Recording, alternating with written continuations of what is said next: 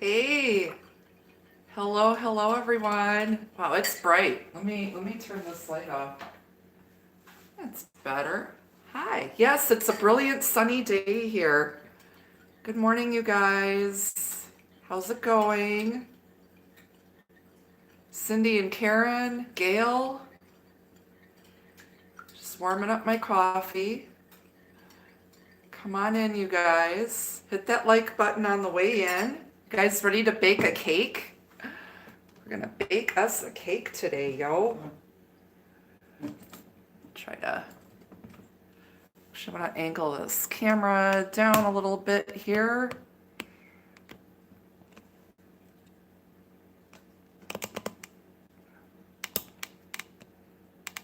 Good morning, you guys.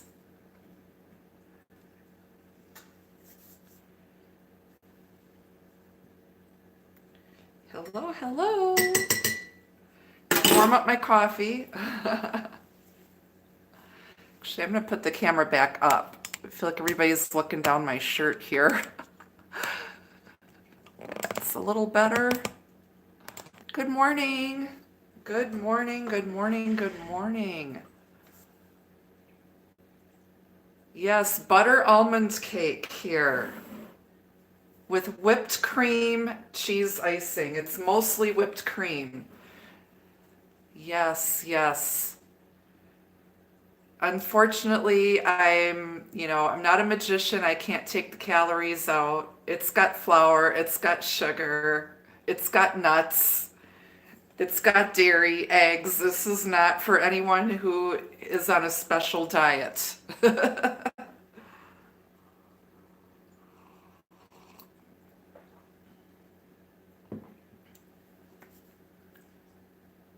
Yeah, I don't either. I was tested for gluten sensitivity and celiac disease. I have no food allergies, but everything in moderation. So we are making this almond cake. I got the recipe off the almond cake and pastry filling can. I can't really name brands, but you'll see. All right, so I've got my oven preheated at 350. Actually, my oven runs a little bit cooler, so I actually have mine set to 355. So you want to preheat your oven. I've already toasted some almonds here, about 3/4 of a cup, because what I'm going to do is I've toasted these and I've let them cool.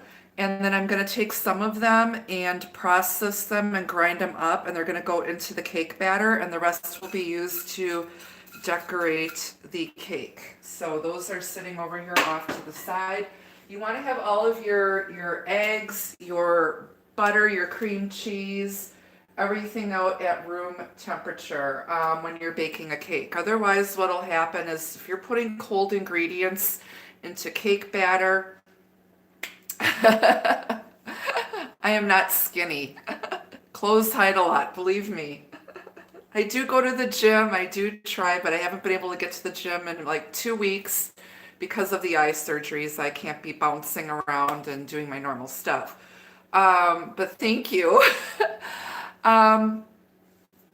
So anyway, all your ingredients need to be at room temperature. I do have my mixer bowl chilling in the freezer with the beater. I'm using a KitchenAid heavy duty professional stand mixer to whip my cream for the frosting, and I'm going to use a hand mixer for the cake batter. Okay. All right. So I've got my eggs out now. The recipe normally calls for 3 large eggs. I'm using 4. And what I'm going to do to lighten up this batter is I'm actually going to separate the whites from the yolks because I want my cake to be lighter and airier, sort of like a chiffon or a sponge cake, because I am adding crushed nuts in. I'm also using cake flour. Okay, it's ground finer than regular all-purpose flour, and it's going to give your cakes a more tender crumb. So cake flour is important too. All right, so you need 2 separate bowls here. One for the dry ingredients, one for the wet. I'm going to mix the wet ones in my smaller bowl because this is going to be, actually I'm going to do the wet in the bigger bowl and do the dry in the smaller bowl because you're going to add the dry ingredients gradually to this. And I'm going to need a glass bowl that is grease-free. Sorry, I have to get that out. It has to be very clean because otherwise your egg whites will not beat up the way they're supposed to. Okay. So you want to use a really big bowl for beating egg whites because they're going to quadruple in volume when you beat them up. Yes, we're going to be beating up on eggs. They didn't do anything to you, but you know, they deserve a beating, and this is a great way to get your frustrations out. All right, so let me grab, all right, so, and I'm using Irish butter. You want to use Irish butter, something that's got a high butter fat content to it. American butters, they take a lot of the fat, and this is what gives you that really good flavor. You can use salted or unsalted. It really doesn't make a difference. Yeah, this is like the shit. This is what I use for baking, like my cakes, my French pastries, is European or Irish butter. Yes, yes, yes, yes. And, all right. So let me just take a look here. I'm going to grab reading glasses here.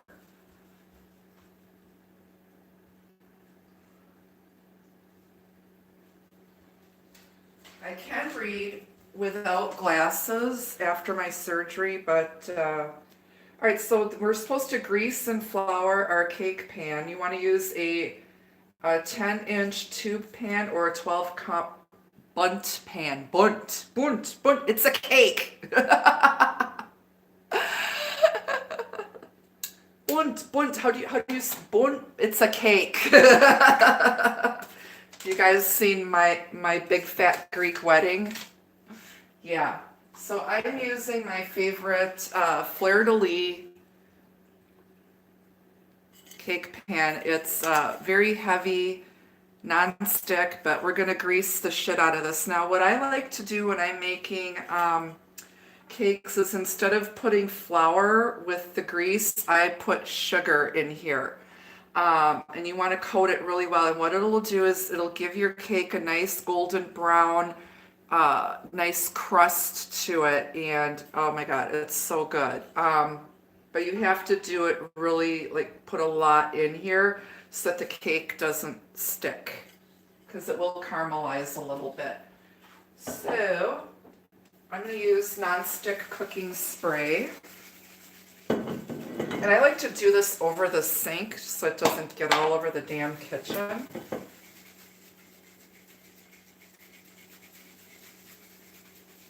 Especially if you're using a pan that's got an intricate pattern, you want to grease it really, really good.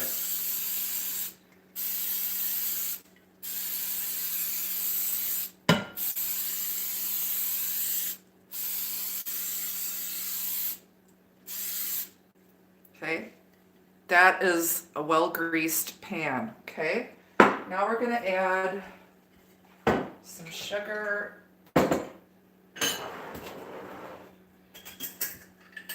If I make chocolate cake, I dust it with cocoa. But for butter cakes, yellow cakes, okay, so you want to just put some sugar in there and then do this over the sink, and you want to get it all in the bottom of the pan, on the sides.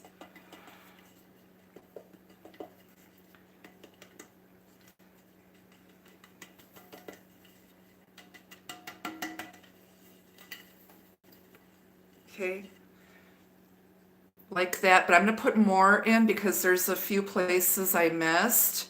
I put in probably about a half a cup of sugar. I need to put more just to make sure that this cake doesn't stick.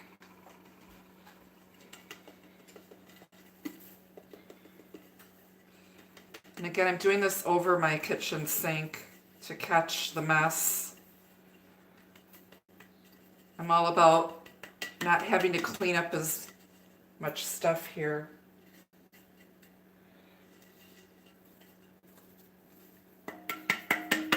And just kind of tap out the excess. Still missed a spot here. Ay, ay, ay.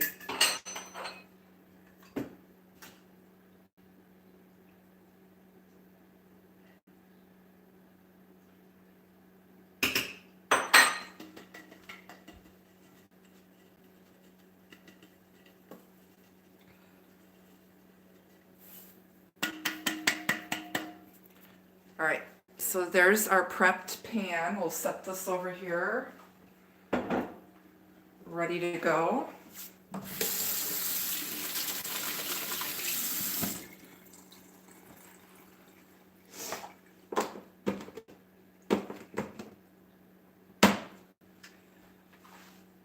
Okay, now, where did I put that? I'm making all sorts of racket here. All right, I seem to have misplaced my recipe. Oh, it's up here. Don't. I swear to God, there's no alcohol in my coffee this morning. Yes, the eggs are rolling all over the place. That's why I put them in a bowl, otherwise they would be on the floor. All right, so what we're going to do now is we are going to beat the butter and the sugar. So you're going to use, it's calling for a cup of granulated sugar. But you know what? There's so much sugar in the almond filling. I'm going to cut that back to 3/4 of a cup of sugar.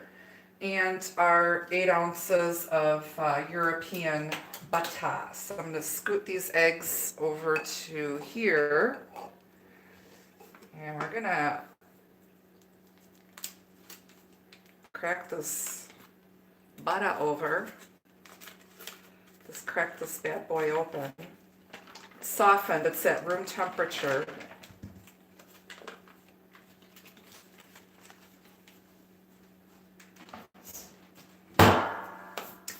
And then, here's my 3/4 cup measure.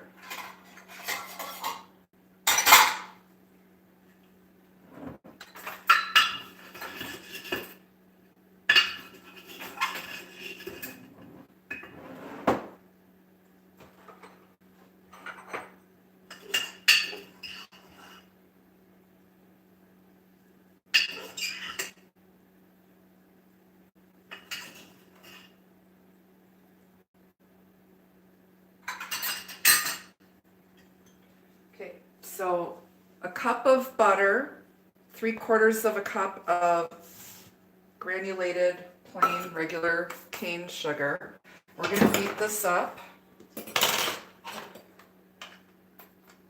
Make sure your beaters are attached all the way. That might help. Want the Aunt Jemima treatment?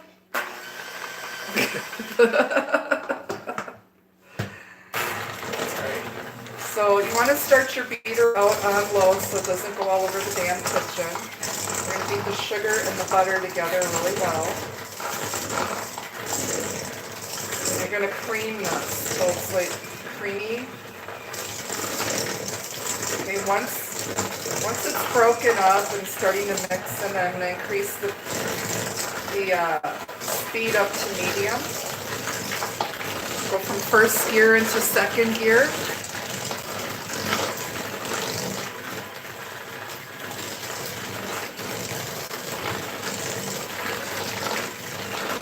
And you know what? I forgot to pull a tarot card to see how this recipe is going to go. Oh well, I think it's going to be just fun.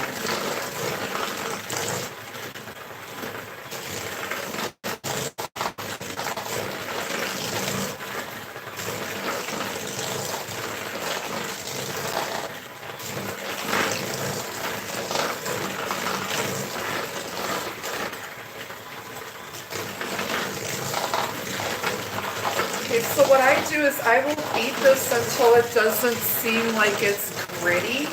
Like you can kind of like feel and hear where there's bits of unblended sugar here. Make sure you scrape the sides of the bowl really well. And I'm going to actually bring this up to high, to third gear. Bring this bad boy up. And so I'm using a really big mixing bowl here.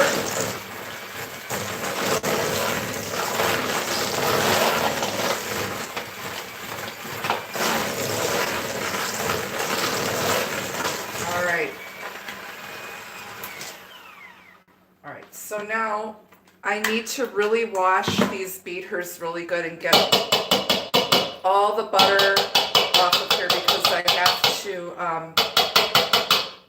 whip up egg whites here. So we're gonna just wash this off really, really good here.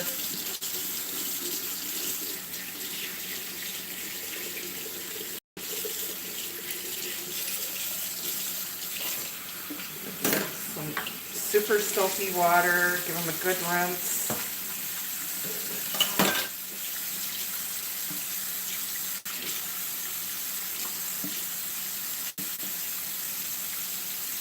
I swear, you know what? When they sell you hand mixers, they should like put an extra set of beaters in the box for when you're doing stuff like this, so you don't have to take time to wash your beaters. But yeah, I want to make sure all the butter, all the oil is off of these beaters because I don't want flat egg whites. Okay. Gotta be squeaky, squeaky clean. And your bowl needs to be squeaky, squeaky clean too. My other bowl with the beater is in the freezer getting cold to make the icing.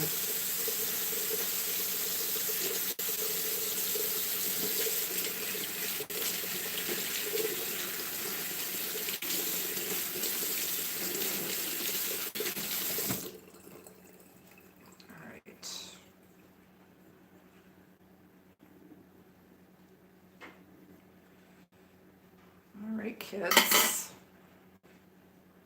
All right, so step number 2, swear to God, don't they know that old people are the only ones that bake and they need to write stuff in bigger print? Ay, ay, ay. Okay, so now we're going to separate the eggs and they want you to do them one at a time, beating well after each addition. Well, I'm going to take a break here because what we're going to do is I'm going to grab, we're going to put our egg yolks in here and the whites are going to go in our other bowl. I'm going to set this off to the side. Now, I don't have an egg separator. This is how my granny showed me. So you always want to crack your eggs on a counter because you'll get a nice even break. And then so then I just let the, actually we're going to let the whites run into the measuring cup here. You just kind of pass the yolk carefully back and forth till all the white is in there.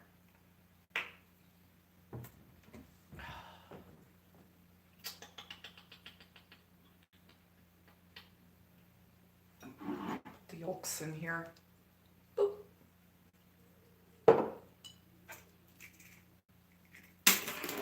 Right, same thing, we're going to crack it on the counter.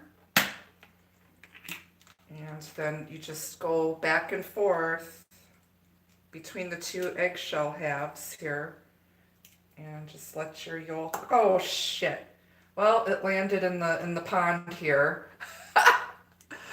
So you're going to take your eggshell and we're going to gently scoop up that yolk.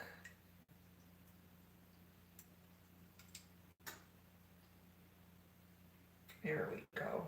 See, I saved it. Don't want yolk in your egg whites. All right. Shit, I'm making a mess here. All right. Next. I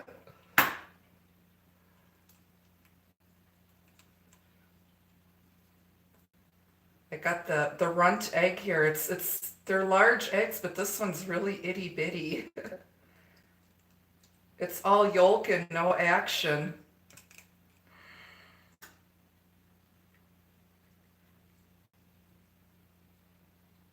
All right, I'm just gonna let that run through my hand. Sometimes it's easy just to break it in your hand and let the yolks run right through. I already got a mess here. I mean, what's a little more mess, right? I'm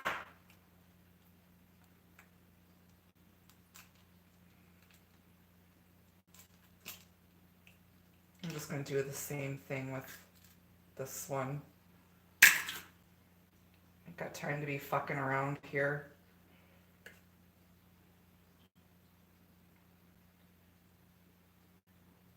All right.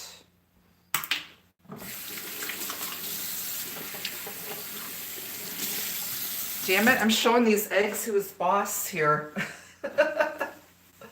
All right, so we got our 4 yolks in here and our nicely separated egg white. That's going to go right into this bowl. And I'm just going to put a little cream of tartar in there just to stabilize the whites. I'm pretty sure I've got cream of tartar here somewhere. It's not one of those things that I use on a regular basis.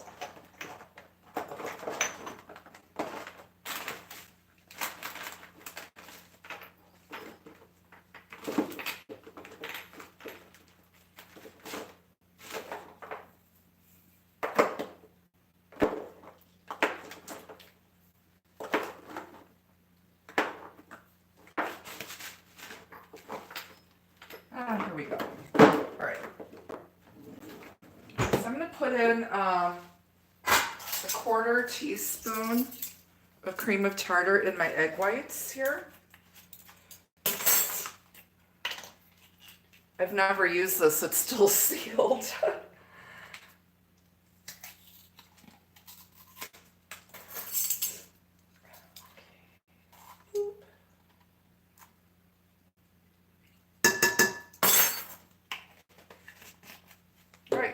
Beat these up here.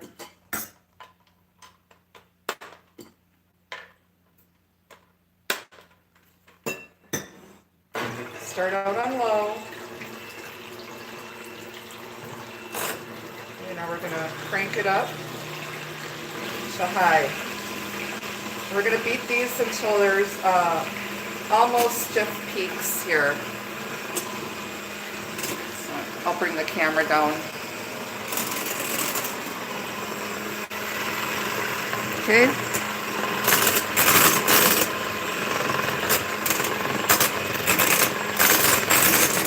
And what we're going to do is we're going to fold this in the batter to lighten up this cake, so it's not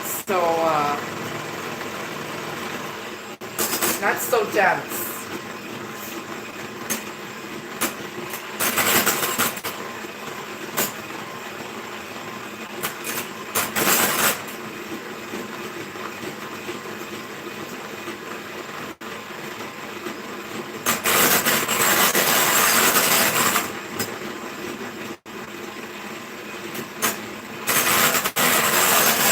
How's everybody doing? Whip it good. I used to love Devo when I was in high school. Hey, Shardy. You never know, I might like that.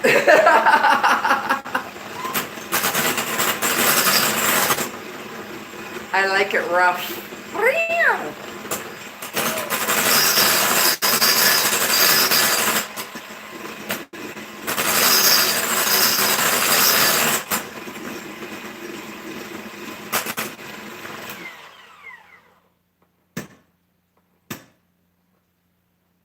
All right, we've got stiff peaks. I just want to show this to you here. We've got stiff peaks. They just kind of, they stand up. Okay. Keep getting my camera tripod leg in my coffee. All right. Now, so we're going to set that off to the side for now because we're going to fold those into the batter at the end. All right, so now we're going to add the egg yolks here one at a time, and we're going to beat it until it's fluffy. I'm not fat, I'm fluffy. All right, so we're going to try to get just one egg yolk in here at a time. They might all want to just, jump ship all at once here. There we go.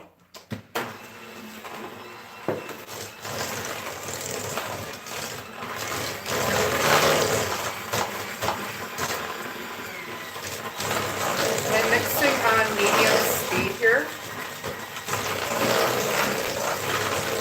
So we're adding our egg yolks one at a time, beating until light and fluffy with our butter and sugar.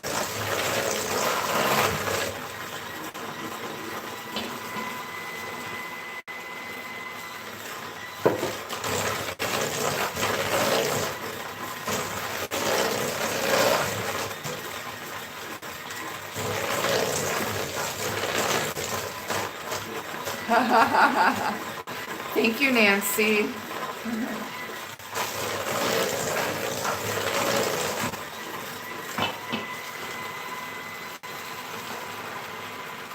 Okay. I will post the recipe in the comments section when I have time later on today. I've got a lot going on today.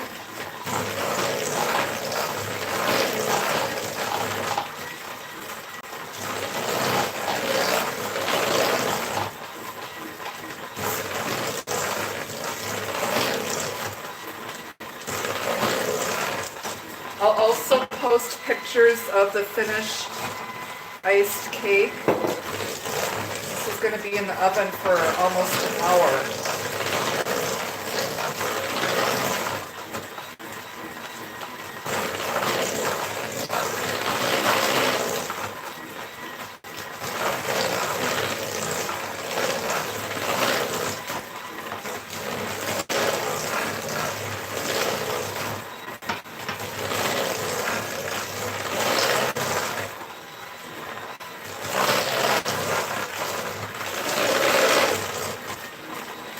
Can you imagine what it must have been like before there was electricity and people, if they wanted to make a cake or something, had to beat everything by hand?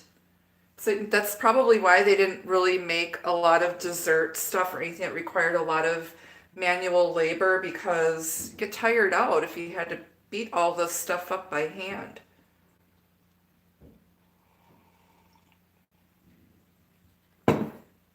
All right, let's see what the next step is, kids.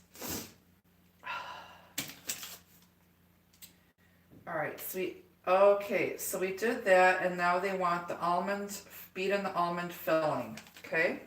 So we've got our can of almond cake and pastry filling. You don't want to use marzipan. You want almond cake and pastry filling. You can find this in your baking aisle where they keep the pie fillings. So we're gonna crack this open. Here's my can opener.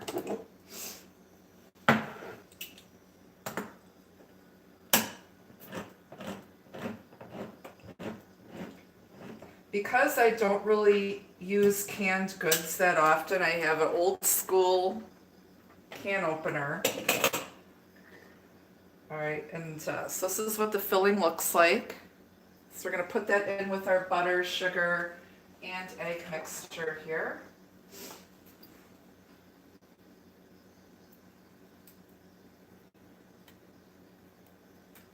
And it pretty much slid right out of the can. It's very sticky.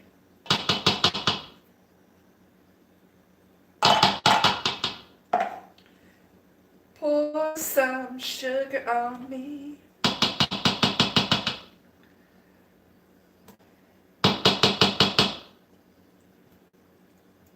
'Cause I'm hot, sticky, sweet.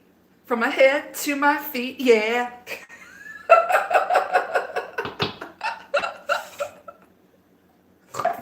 Kitchen karaoke, yo.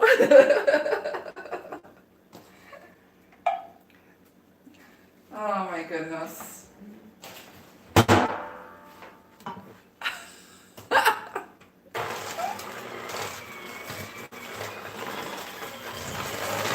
Go back to my rock star groupie days.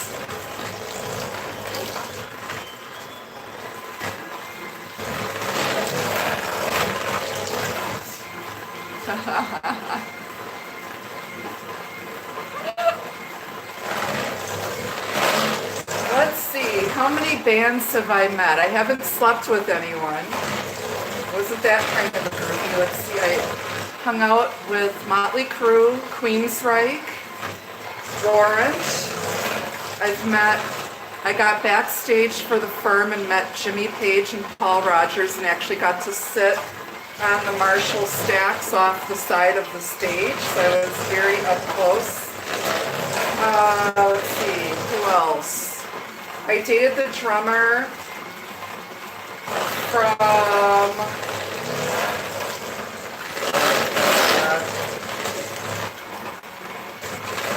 hang on, I gotta think of the name. I know his name, I'm not saying his name. His first name was Dwayne. The lead singer's grandfather was a famous Hollywood actor. Oh, shit. It'll come to me later.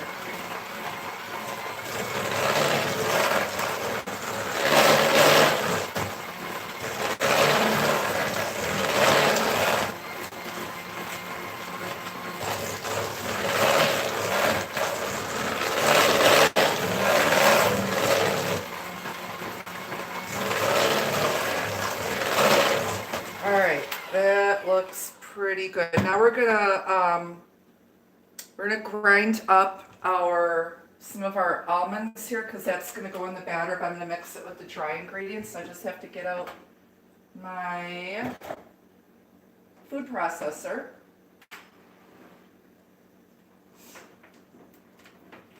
Ugh, this thing weighs a ton. It weighs a ton. I'm just gonna put this right here. Yes, it's copper. I should be a spokesperson for KitchenAid. All my big appliances are either Cuisinart or KitchenAid. But this was a Christmas gift from my second ex-husband. All right.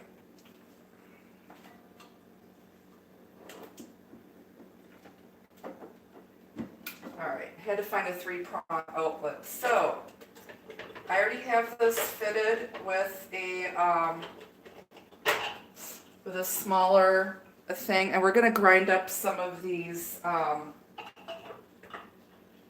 toasted almonds here because they're going to go in the cake batter.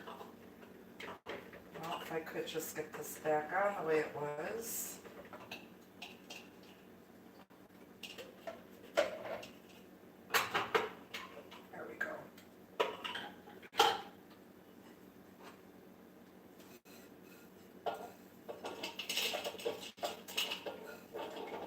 So I toasted about 3/4, maybe, yeah, 3/4 of a cup of sliced almonds.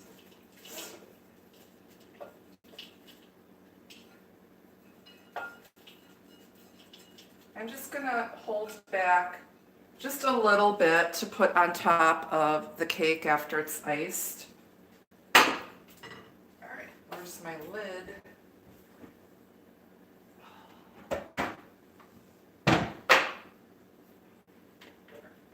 Lock that in place.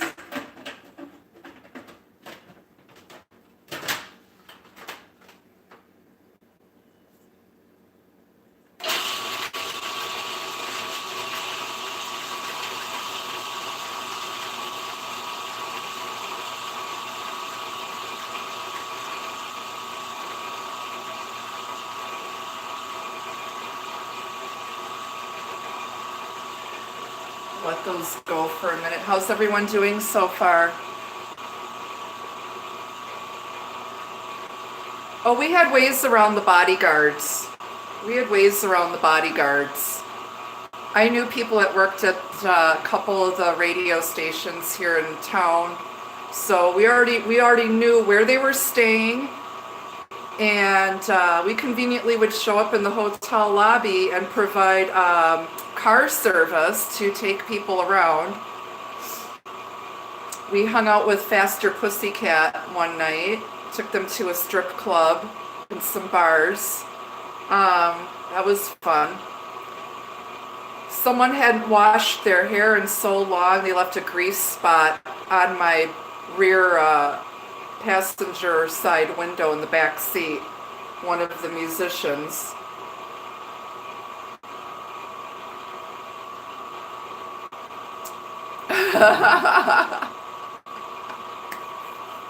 You did that too, Shardy? I know, right? Well, you just think about all the hair product they would need to get the hair that big. Too funny. Let's check on our nuts. Dee's nuts. Let's check on Dee's nuts.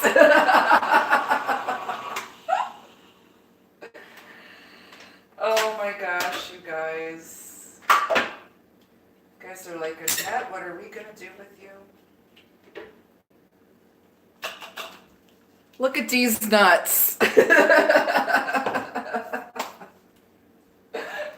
I'm just a squirrel trying to get a nut. Just a squirrel out here trying to get a nut. All right, kids. Put you back down below. Oh, I think I got a hernia. Ugh. Ugh. All right, that's my workout for the day. All right. I'm running out of room on the side of the counter here. All right, so we need 2 1/4 cups of flour.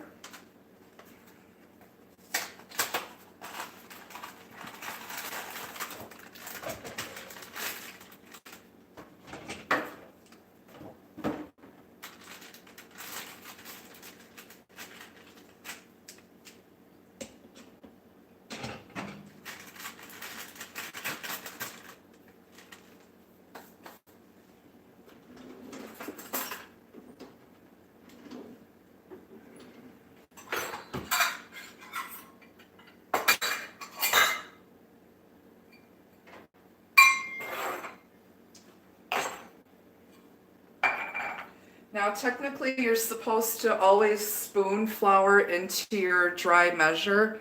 I don't, I just dip it right in there. But you do want to level it. And you don't want to ever pack flour.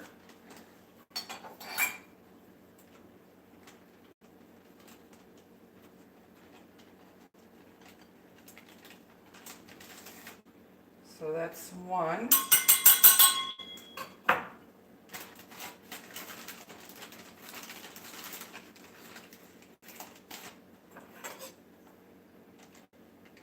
And I'm just using the back of just a regular butter knife to level the flour off.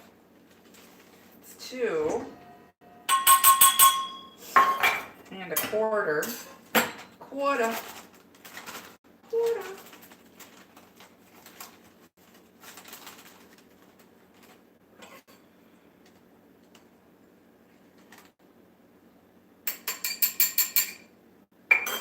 Okay, and I'm going to throw my nuts in here.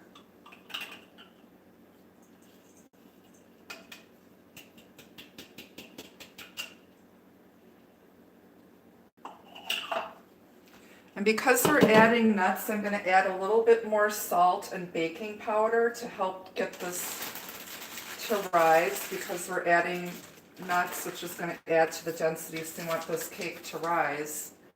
It wants 2 teaspoons of baking powder. I'm going to put in 3.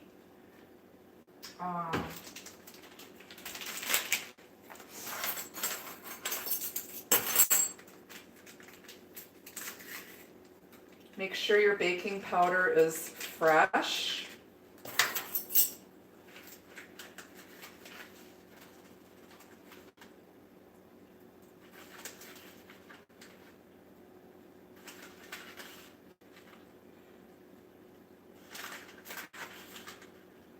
Well, you know what? I'm just going to put the whole packet in. So it's about 3 teaspoons are in this particular one. I usually get like the stuff that comes in a can, but I had this. So 1 packet of that. And then it's calling for half a teaspoon of salt. I'm going to put 1 teaspoon of salt.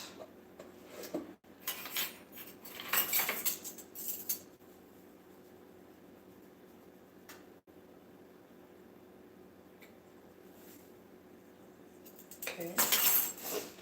And I am going to take a wire whisk and mix this up really good here so that the baking powder, the salt, the nuts, the flour are all incorporated really well here.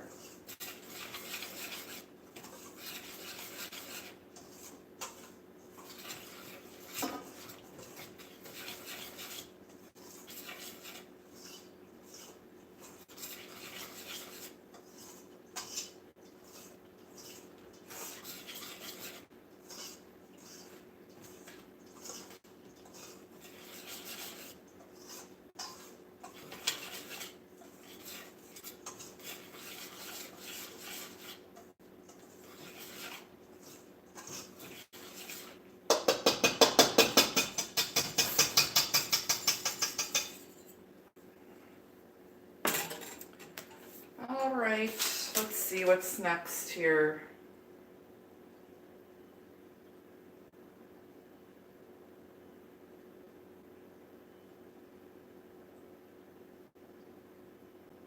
Okay, and it wants a 1/4 cup of milk, which I forgot to take out, but I didn't want sour milk. Let's see here.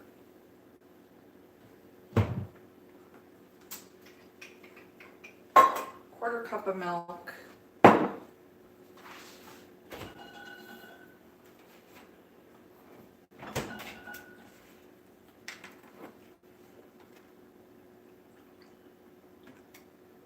It's not a lot of milk. I'm going to leave that out in case we need to add a little bit more milk to it, just a dab. All right, so it says that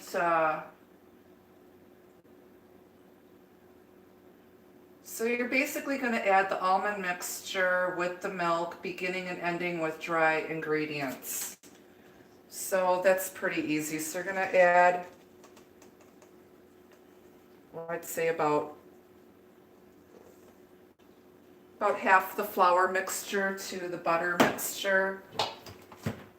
You're going to beat that on low speed into the butter, sugar, and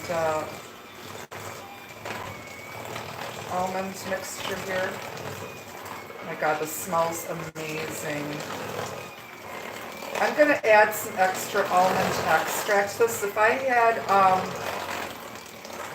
you want to be careful not to overbeat this because otherwise your cake is going to get tough. You just want to beat it till the dry ingredients are mixed in. I just added some of the milk. And again, I'm doing this on low speed.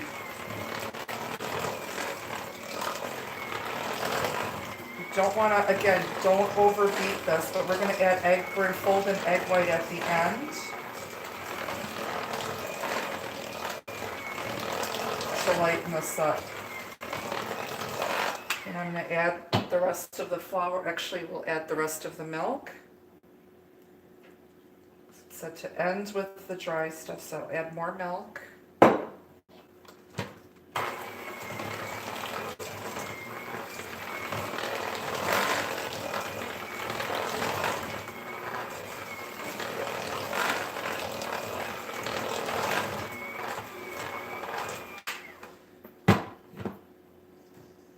And then the rest of our flour mixture.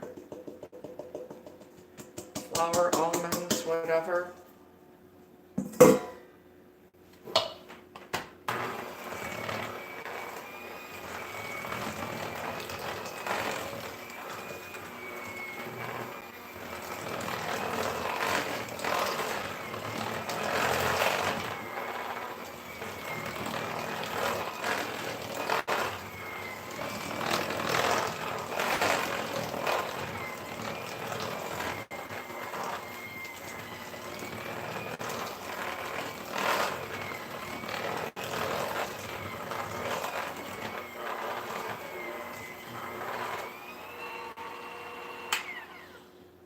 Now I'm going to fold in the egg whites.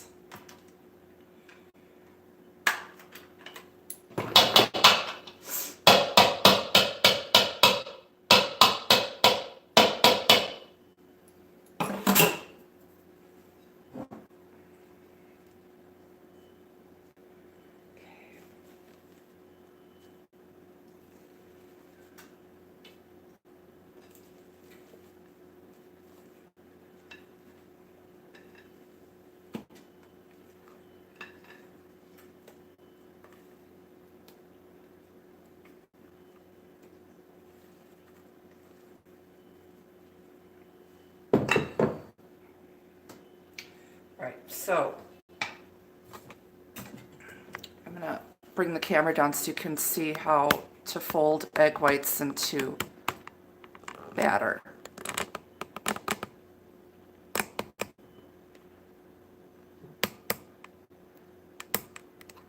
Okay.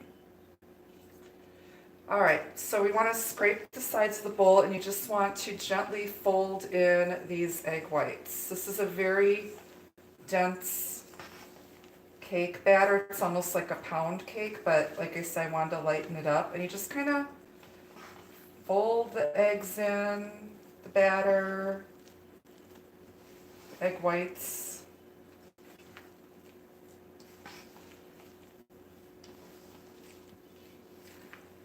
Come up in the middle here.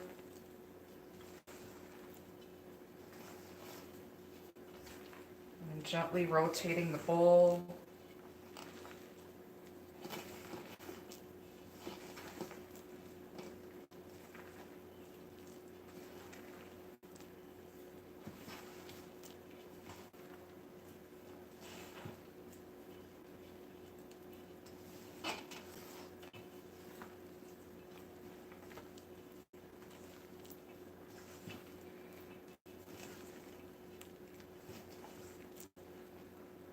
Oops, I just lost my spatula handle. Oh dear. Get back in there. Thank you.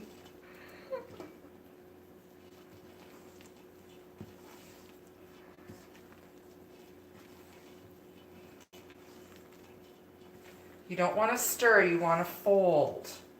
Just like I'm doing here.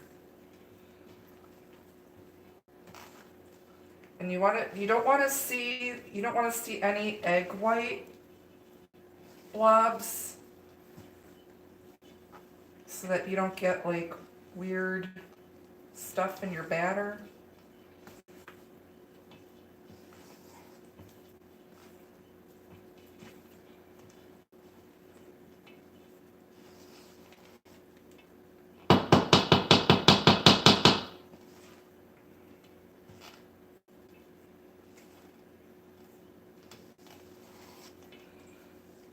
Okay.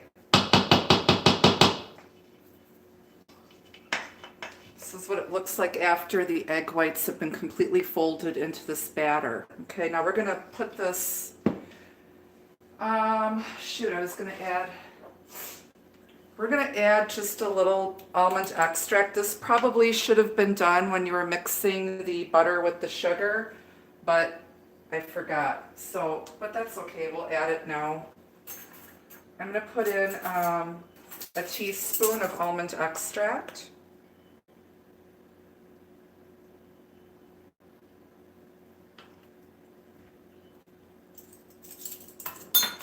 And I'll just give this fold it in again real gently here.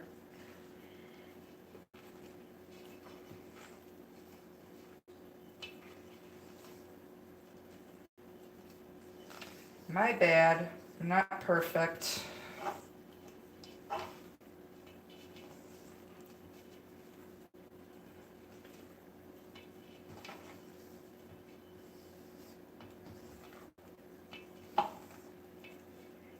All right.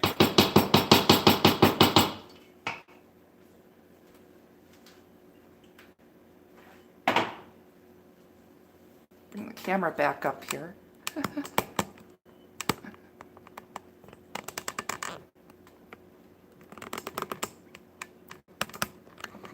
All right, let me bring you over to the stove here. if this works. Oh.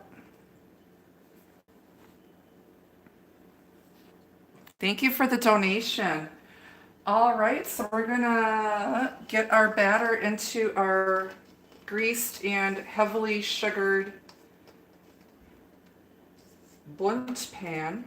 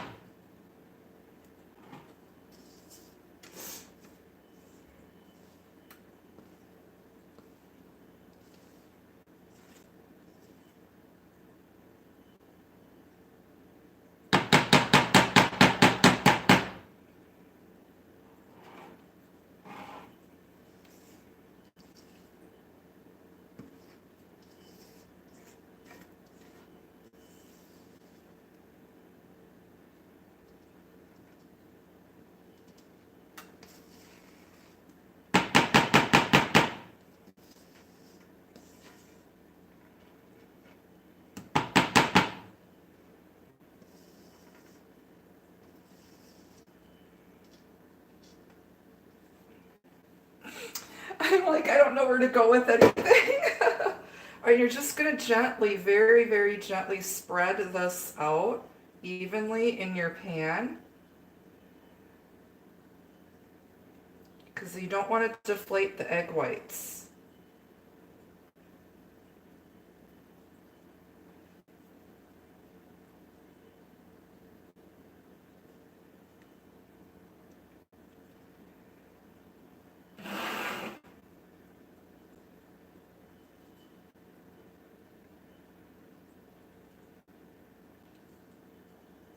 Don't worry, my hands are clean.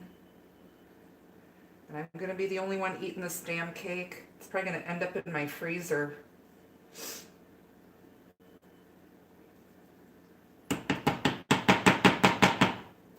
Alright, and what you want to do to get any air bubbles out is give this a few gentle taps to get any big air bubbles out.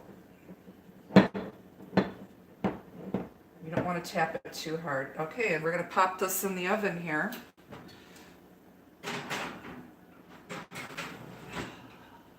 All right, and it's supposed to go in for 50 to 55 minutes. I'm going to set it for 52 minutes.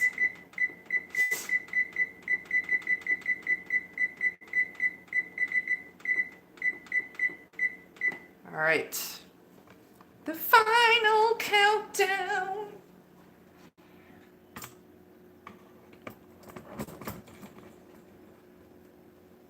All right.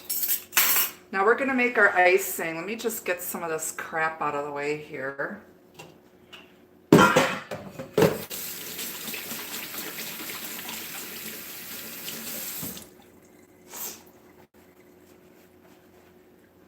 Oy vey. How's everyone doing? Hanging in there? After we get the icing made, we will do the tarot reading. Yay! Alright. I'll clean this crap up later. Alright. For the icing, the trick to stabilized whipped cream icing that won't collapse and that will last for a long time is cream cheese and meringue powder will stabilize your whipped cream frosting. This is not a very sweet recipe at all. This is not a sweet frosting. That's why I like it with sweeter cakes. It kind of balances everything out. So we have our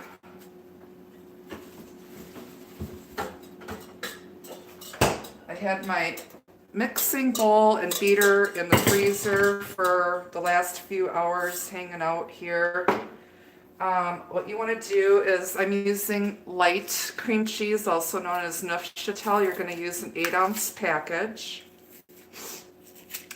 This recipe will frost a big layer cake or a bundt cake, and you might even have some left over to dip graham crackers in, or vanilla wafers for snacks.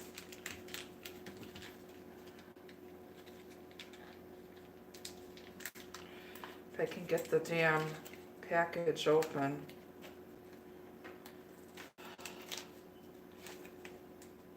I swear to God, this is when you need a 5 or 6-year-old kid here, because they'll figure out how to open anything.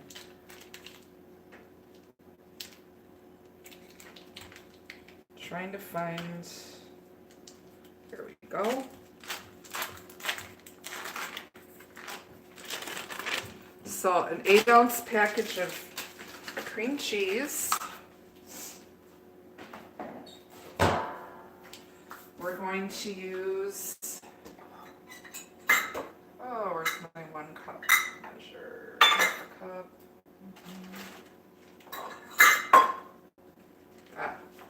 1 cup of powdered sugar. 1 cup of powdered sugar.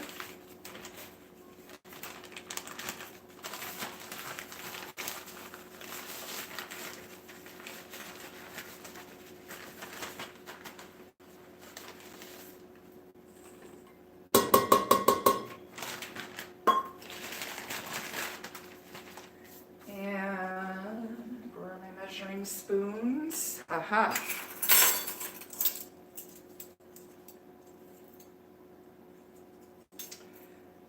I'm going to use half a teaspoon of double strength pure vanilla extract.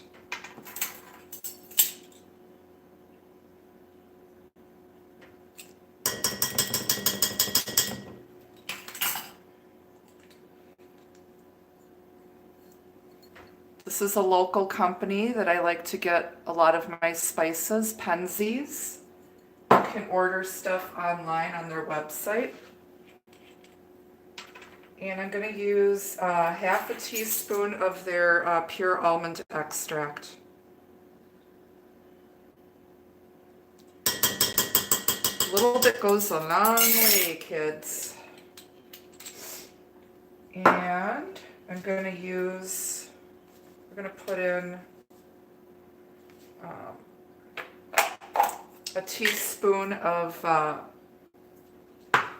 meringue powder, and I just threw my spoons in the sink. Teaspoon of meringue powder to help further stabilize this.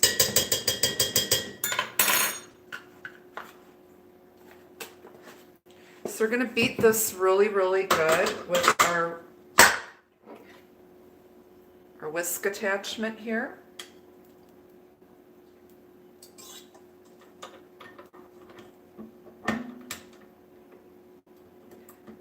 Just want to make sure that the cream cheese and the sugar are mixed up. Again, start your mixer out on low,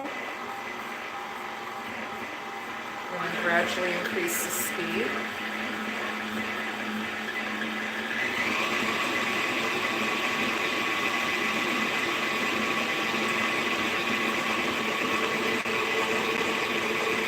Yep, it's used for royal, when you make royal icing for your Christmas cookies, or to make like shaped frosting flowers, or for stabilizing whipped cream.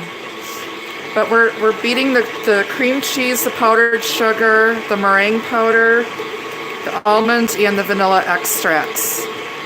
Okay? You want it to be nice and creamy.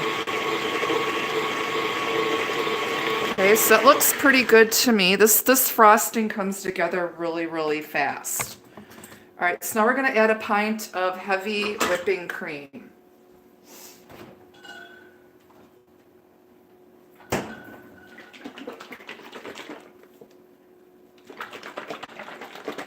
I always shake up my whipping cream. before I whip it, just to make sure. How's everyone doing? I am making a butter almond cake with whipped cream cheese frosting. Whip it good. Hey, Leon. How is everyone today? Okay.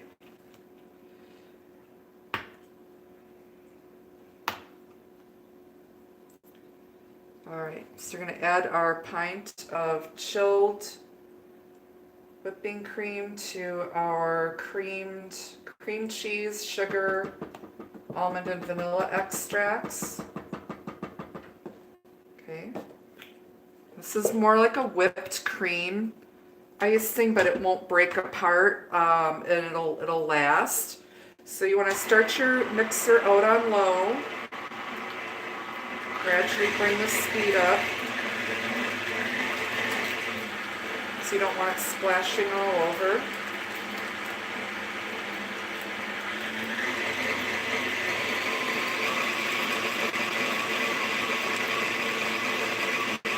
Okay, so I have this on about level 4 on my KitchenAid.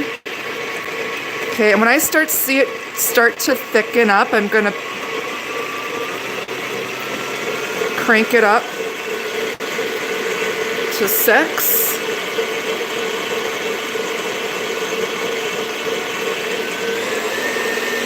Now it's on 8.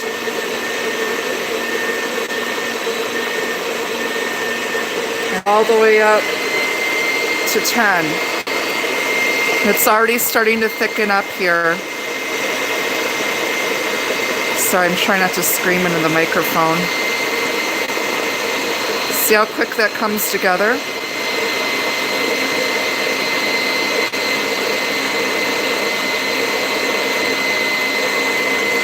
Okay, now what I'm going to do is I'm going to take a spatula and just scrape down the sides of the bowl with a clean spatula. Just to make sure everything is mixed in really good here.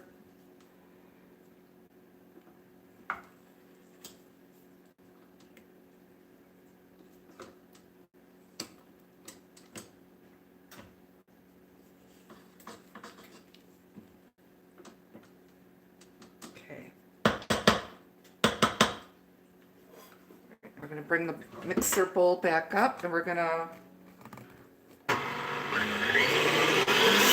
finish whipping this.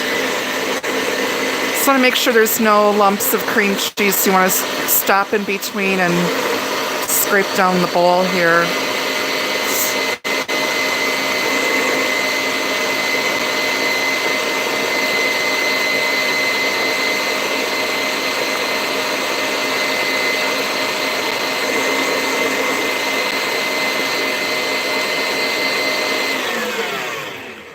Okay, now what I want to do is I want to take a spoon and just test to see.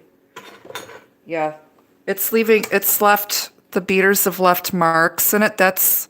You want it very, very stiff. Like your spoon should stand up in there. Oh my God, is that good?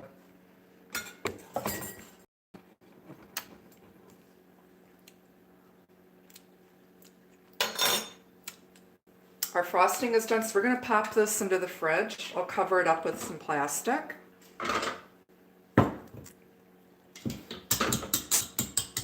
Now, if my kids were here, they would be all up in my business wanting to lick the beater. Hey, Casey, good morning. Hello.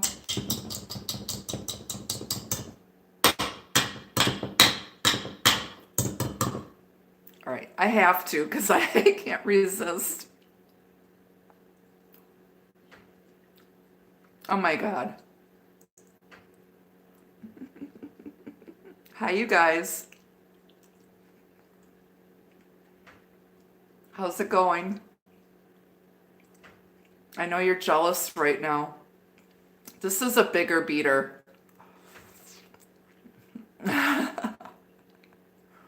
Watch, I'll probably get my tongue caught. And someone will have to call 911.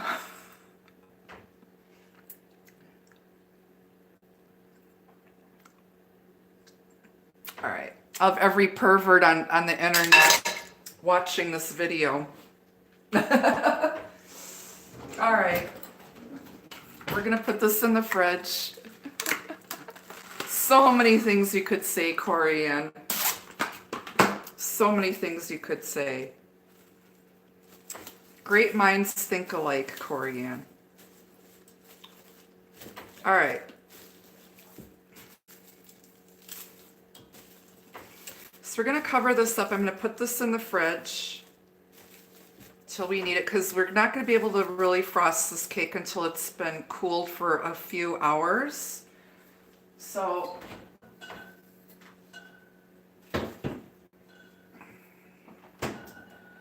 okay.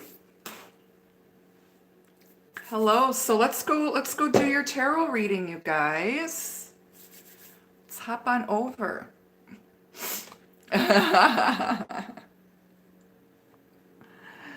Leon, I know, right? What a way to go, though. All right. Let me adjust this camera tripod, you guys. Let me just, and we'll do your tarot reading while the cake is in the oven.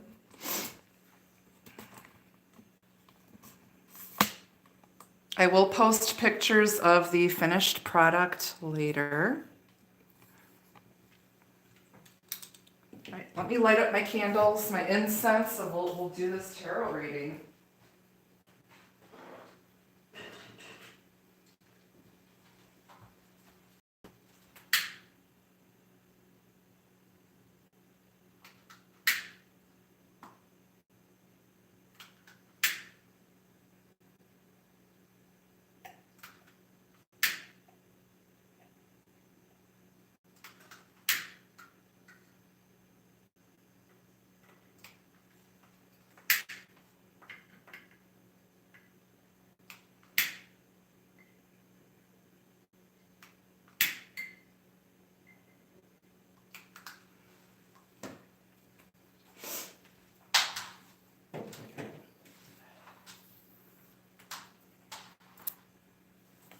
Plug in the camera. Hi, everybody.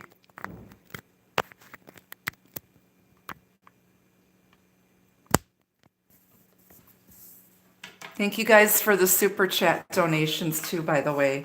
You guys are awesome. All right, I need some incense, man.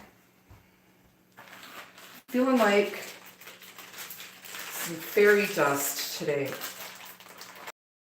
This is like the best incense. I found this in California, in Monterey Bay, at this really cool spiritual store. Of course, I can't get the package open. I gotta use the scissors. Hang on, I'm sorry.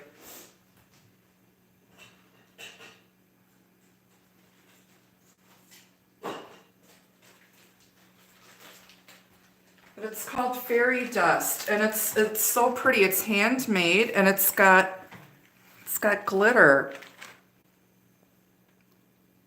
Ooh, it's got glitter on the end, but it's hand rolled, and it burns a really long time, and it smells amazing.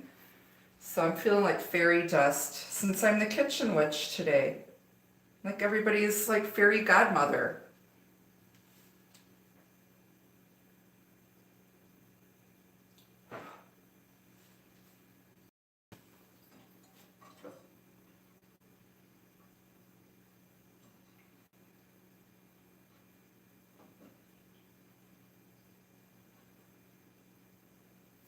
Damn it, if I can get it to sit over the ash catcher. All right.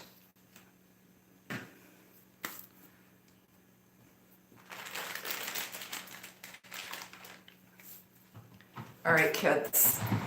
Oh, let's see. We want this deck. I want this deck. Oh, not sure about that deck or any of these. We'll use some different decks today.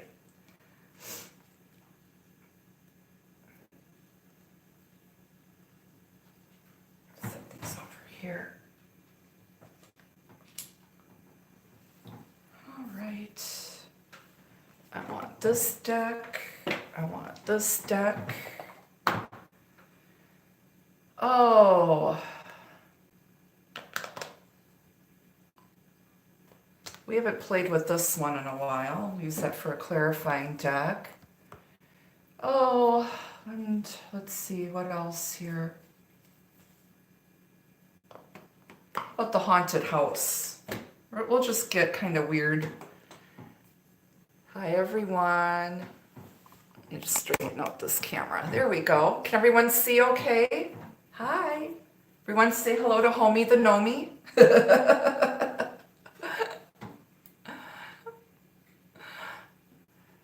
This little light of mine. I can't sing that song. I can't sing that one. Homie the Nomi, yo. He's got a little Hawaiian bead necklace on his hat. In a few weeks, I've got a little St. Patrick's Day glittery hat for him. So he'll be sporting that. His glasses are crooked, but he probably went out last night when I was asleep. Had a rough night. Looks like he's, a little stoned or something over there. Snuck out of the damn house.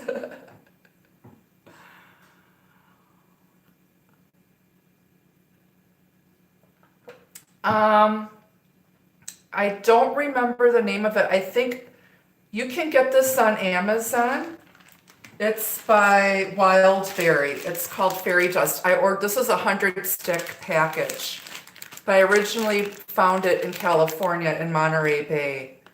But it's called Fairy Dust. The company is called Wildberry, and you can get this on Amazon.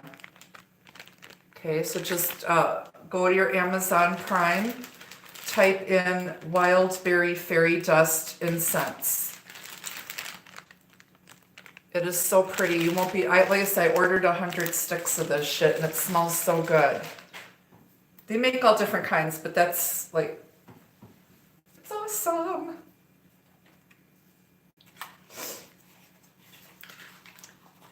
I want to thank Bettina and I think Catherine sent me some more my soy wax tea lights. They're on my Amazon Prime wish list. I always need those, so if anyone wants to check out my Amazon wish list, it's under Intuitive Astrology and Tarot by Annette. If you want to donate, there should be a link down below. Okay, so, all right, so this is going to be a general tarot reading. It's a collective reading. Those of you joining, remember I don't answer any personal questions in live chat. I want to keep your energy clean. So that's why I always recommend you get a private reading. Okay.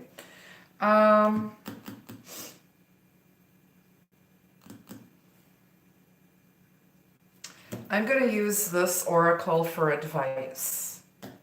And we'll pull from here and here for overall energy. All right, you guys, where's my Larimar?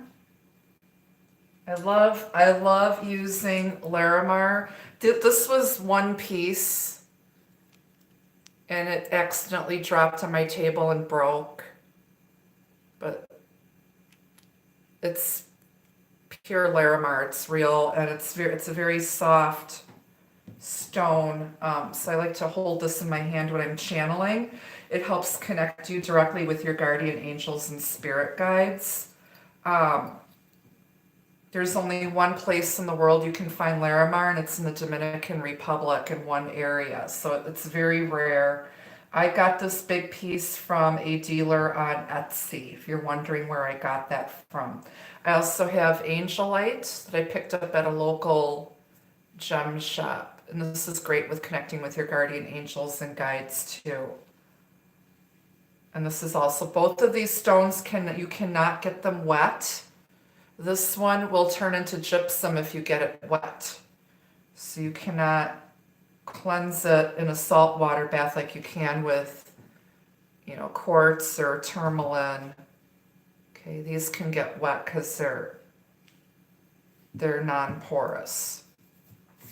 All right, just a little gemstone tidbits here. All right, so we're going to pull some overall energy messages from the oracle while the cake is in the oven.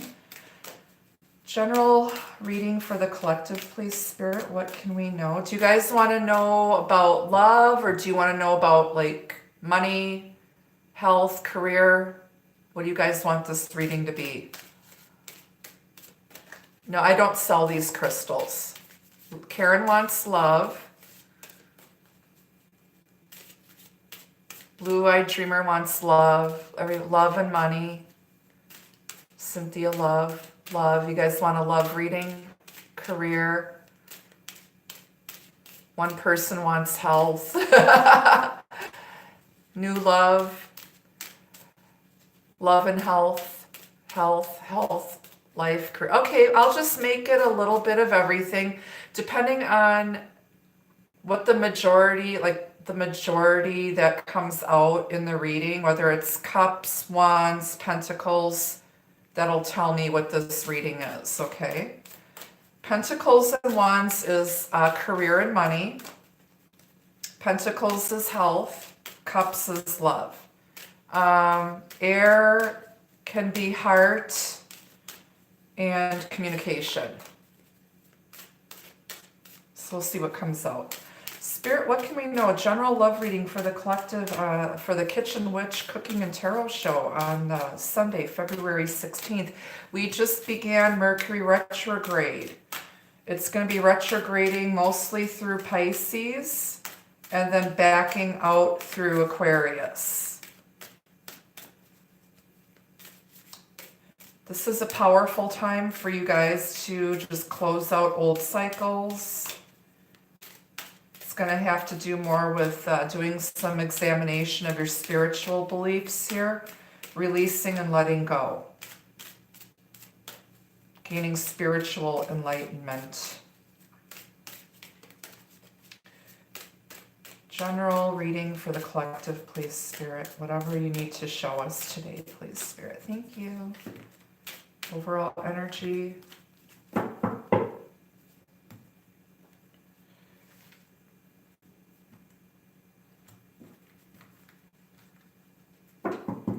Okay, so your first oracle message is the gift. The gift. Now, this could be using your own natural, God-given gifts and talents to help others. There's a swan here. Swans mate for life. There's a lot of red. This could have to do with love. You may have recently received a gift or given someone a gift. I will look at the book and see what the author's intention for the meaning of this particular card. It's number 23, 5 energy. 5 is a number of change. So I use numerology too. On the bottom, you've got keys on trees. Number 49, 13, reduces to 4, numerology, stability. Now I know the meaning of this card. This is about, there's a caged elephant here, and all he has to do is reach his little trunk to find the right key. And this is about finding solutions to problems. There's no problem too big to overcome. And one key fits that lock. Finding the perfect fit, finding a solution here to get yourself unstuck. Okay? All right, so let's see what the gift is. Number 23. It's whimsy, excitement, curiosity, a gift. Under a snowy sky, a woman with feathered hair holds a little box. What is inside the box? We don't know for sure, but it seems to be a gift. Simple on the outside, but perhaps magical within. We can only imagine what would happen if we would tug on the string and peer inside. Would it be the fulfillment of an old wish? Remember the curiosity we have before opening presents, the magical space between dreams and truth. A gift reminds us of the excitement we have in these special moments. I feel like someone may be spying on you. They're curious. Things don't appear what they seem to be on the outside. Someone might only have scratched the surface of you.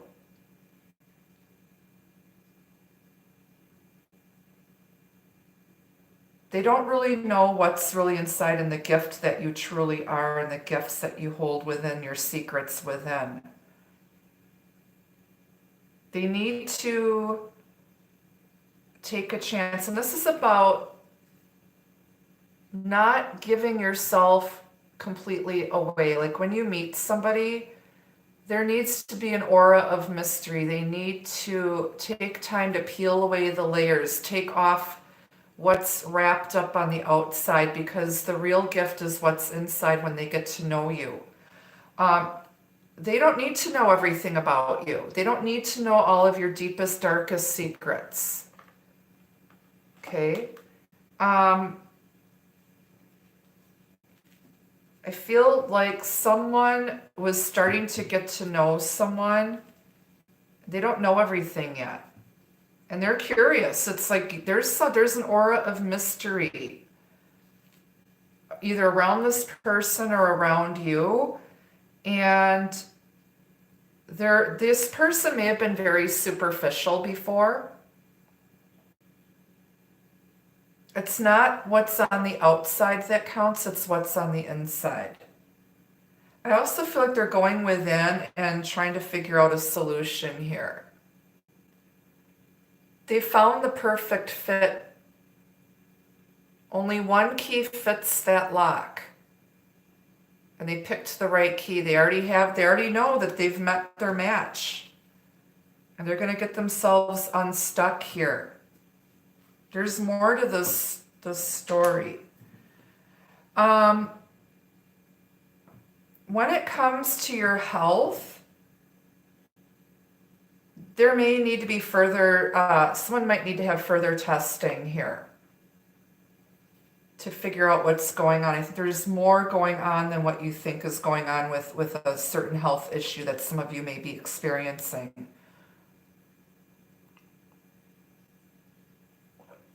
Those of you who are looking for work, be very aware that what's on paper isn't what you really have to offer. Try to do the best you can with your resume.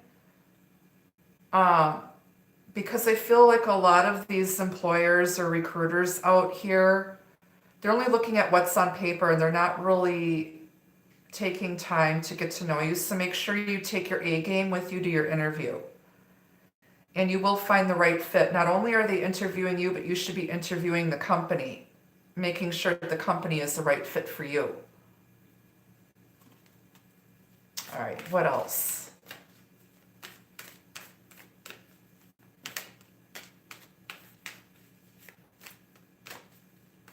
What else about this general reading today, please, Spirit? I will post the recipe for the cake and the icing later on, okay?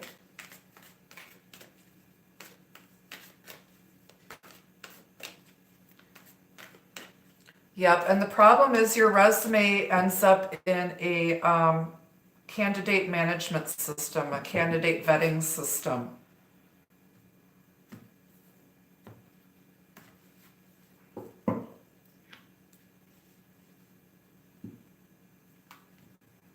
gets lost with hundreds of others. Seduction, passion, and romance await. So I think we're headed towards a love reading, guys, because we've got a swan, a woman in red with a gift, and a perfect fit here. Passion and romance await. The sun, your perseverance is rewarded. This is the divine masculine in all of his glory, but rising like a phoenix out of the ashes. This is the most positive card you can get in the entire tarot deck. It's a yes.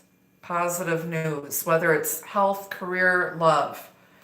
But I'm feeling this is going to be a love reading here, looking at the first 4 oracle cards right out of the gate here.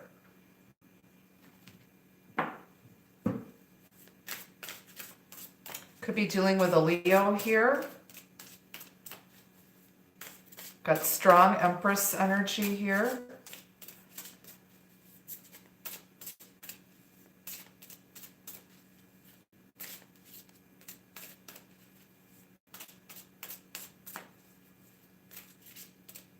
I feel like someone was blessed with a gift. Their wishes came true. And they threw it away with both hands. They didn't take the time to really get to know you.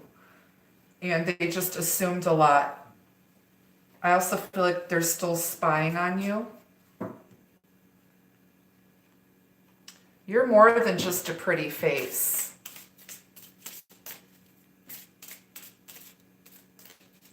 Shit. You're Martha Stewart, Jenna Jameson, and Betty Crocker all wrapped into one. Oh, and some with a little bit of J-Lo in there.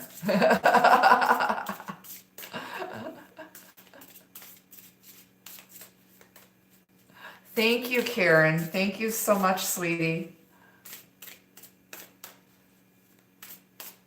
Mindy, good luck with your surgery, sweetheart.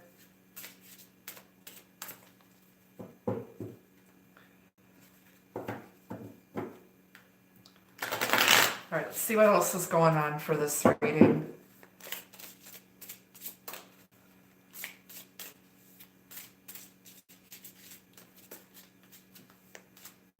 Don't give up on your dreams.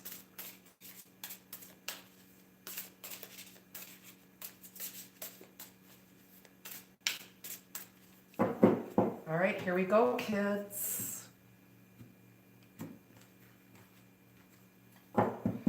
Off the bottom of the deck, you've got the 4 of Swords, taking time for yourself. There's some monsters under the bed. Somebody's healing. There's 4 swords on the wall. Someone's planning. They're healing. At night when they're sleeping, their guilt creeps in. Their demons creep in at night. All you gotta do is grab one of those swords and slay those demons. Taking time, resting. 4 of Swords, air energy, Aquarius, Gemini, Libra. Taking a break here. Some of you might be taking a break from dating, taking a break from love, healing. Don't worry about those monsters under the bed. 5 of Swords. I'll cut a bitch. Didn't I tell you not to play with knives? This is someone who has to be right, and they don't care whose feelings they hurt. Someone may have sabotaged a loving connection here.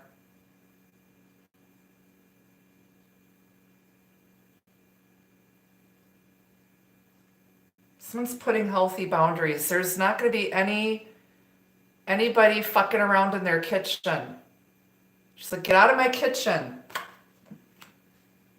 I'm like that too. When I cook, I can't have anybody in the kitchen. It's like, get the hell out, go play outside, just stay out of my way, okay?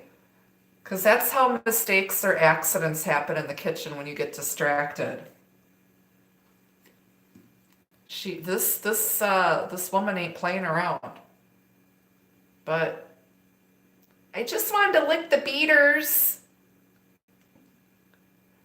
Get out of here.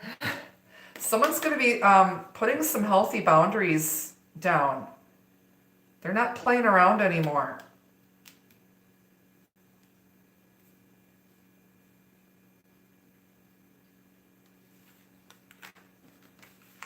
Take your demons and get back to your room. You little monsters.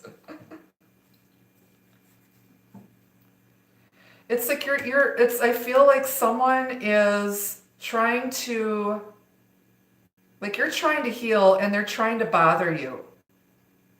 It's like you don't mean anyone any harm and people still want to hurt you.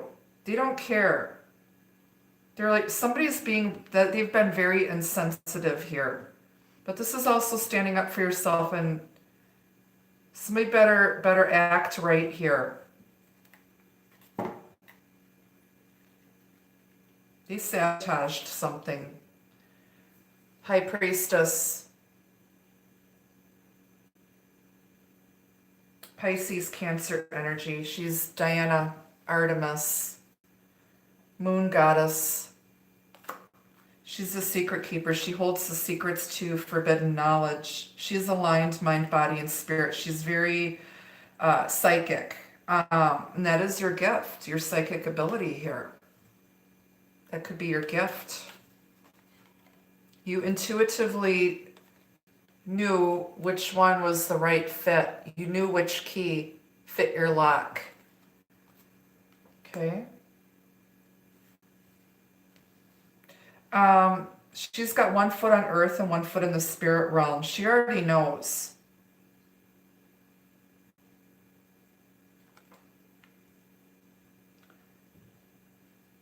Someone is being quiet, mysterious. I said you want to have you don't need to reveal everything. There's more to come. The secrets are yet to be revealed. The High Priestess is beautiful, feminine energy, mysterious, seductive. There's a moon above her head and you've got the sun. Perseverance is going to be rewarded here. You already know. You already know that this isn't over. You already know that this is the key that fits your lock. Okay. There's just a pause or a timeout being taken here for you to get your bearings, to heal.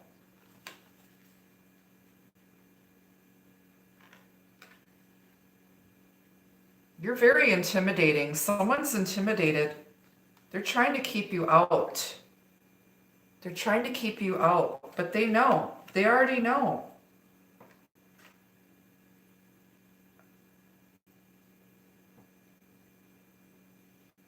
They want to know your secrets. How do you know all of this stuff? So you know while you're sleeping at night.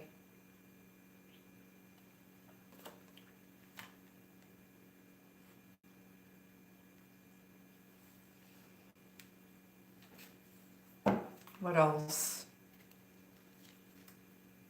10 of Wands. Burden. Dropping the baggage. Letting it burn. Fire energy. For those of us who are intuitives, psychic mediums, light workers, our gift can actually be a burden. We didn't ask for this. We were called to this work.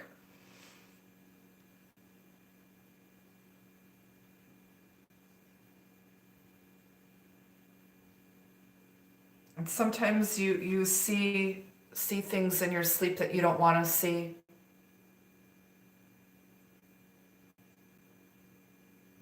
Literally, this is me at night. I always say a prayer of protection before I sleep at night.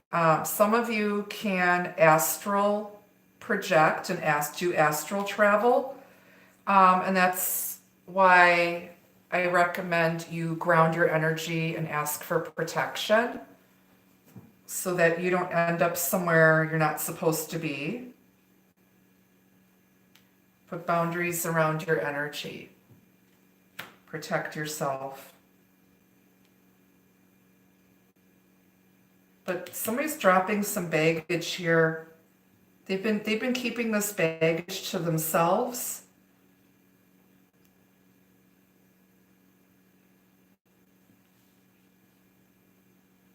And somebody intuitively knew just to leave somebody alone and give them space to heal.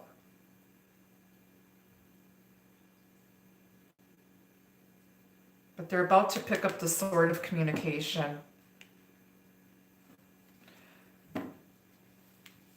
She holds the keys to forbidden knowledge. They know that you're the one.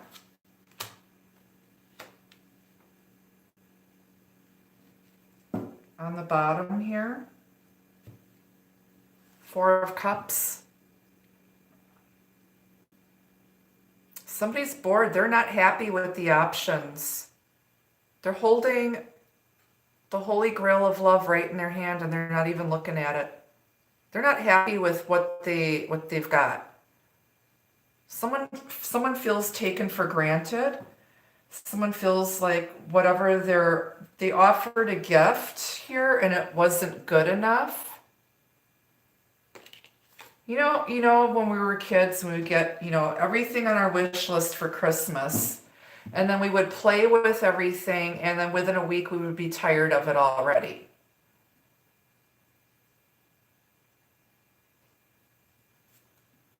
There's someone here that gets bored easily. They're never satisfied.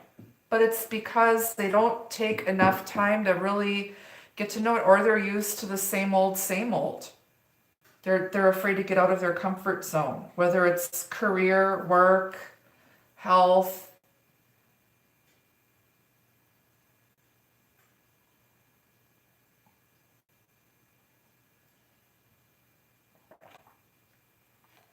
There's a skeleton's hand holding that cup from behind the chair. If you thought this was dead, it's not. I think if she turns around, she might take that cup.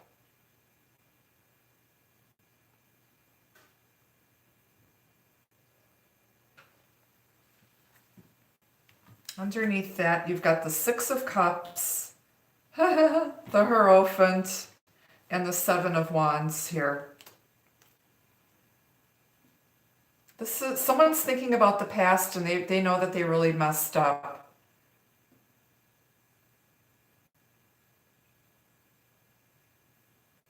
Someone's waking up from this nightmare to an exorcist standing over the bed, the Hierophant. Someone's been resistant to change. They're stuck in their old ways. They know there's demons under the bed. There's demons creeping around. But you know what? It's like, I don't know what's worse, waking up to this creepy dude standing at the foot of my bed or these little monsters hanging out here.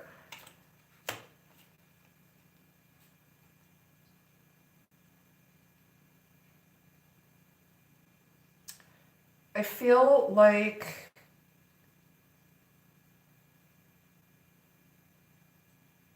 someone is resisting change here. They're stuck in their old ways from the past, from childhood, family beliefs, ancestral stuff. And someone's not backing down. There's like a bunch of angry villagers with torches here, and she's fighting them off. She's not giving up.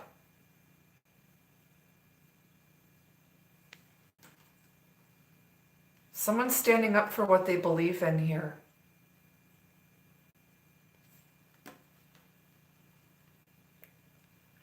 Someone knows that they screwed up with someone from their past. Got the 6 of Cups with the 4 of Cups. That's 10 cups. That's emotional fulfillment and happiness. Somebody could be dealing with someone. We've got the High Priestess and the Hierophant. These are divine counterparts.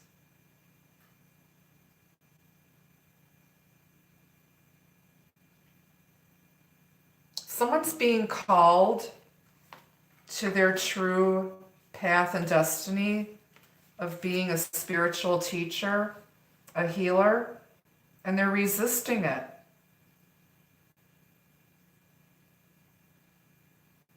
They're resisting it.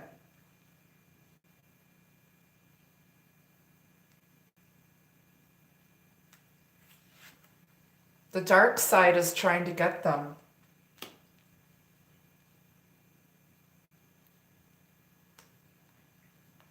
Just getting all sorts of messages here. Hang on.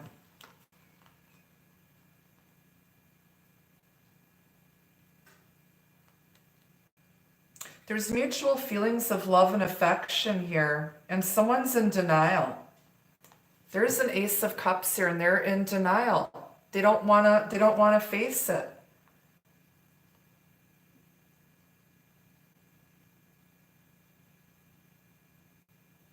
Someone could be married with children here. Someone might be afraid of commitment, even though there's mutual feelings of love and affection, but I also feel like someone wants to confess and heal the situation and reconcile.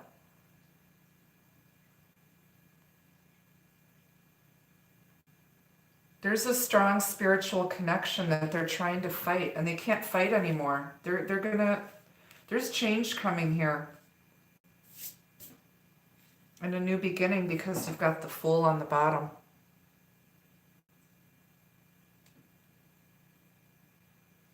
New beginning, taking that leap of faith.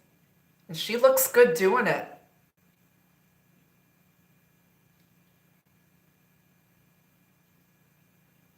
She looks good doing it. Love her evening gown, by the way. Taking that leap of faith here.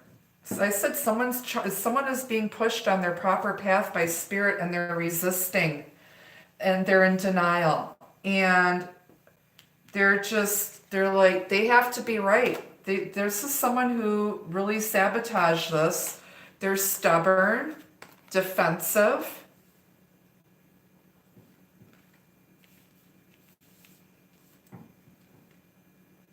Their faith is being tested here because they keep having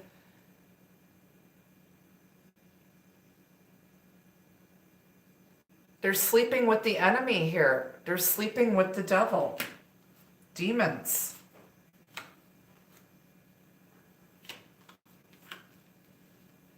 But they already know. They know deep down.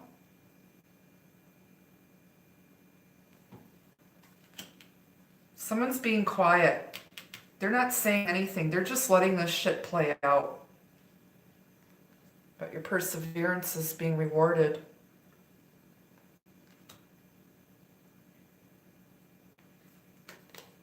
Passion and seduction are awaiting here.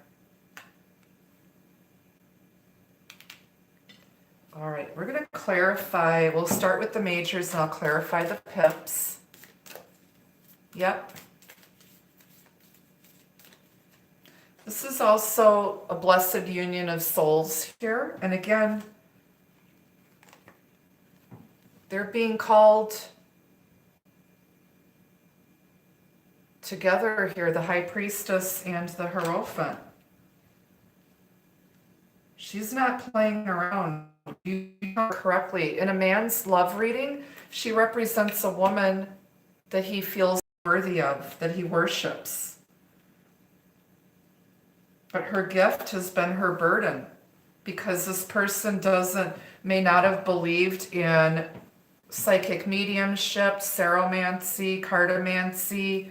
You know, this person may have been raised in a traditional religious household. And it's not easy for those of us who are psychic mediums, tarot readers, light workers to date, because we are not normal. We have a very unique gift.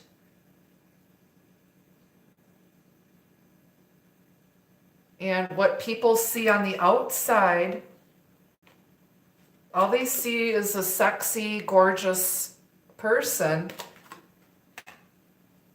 but they don't know that you're a goddess, you're a high priestess, that you're something unique and special, and they get afraid. They get afraid because of their own past baggage, their conditioning, their traditional belief system, what society believes they should be. And they don't want to take a leap of faith or take a chance because they're afraid of how powerful you are. They're afraid if they sleep with you that there's going to be all sorts of supernatural, crazy shit going on. That your house is haunted when it really isn't. All right, we're going to go check on this cake, you guys. Follow me into the kitchen. We'll take it out of the oven. It's got to cool before I can even frost it. Oh my God, it smells amazing. Let me put you guys over here next to the stovey stove. All right, so when I test my cakes, I tap on the cake to see if it springs back. I don't poke it with toothpicks. You can, but oh my God, it looks gorgeous. Let me grab another oven mitt.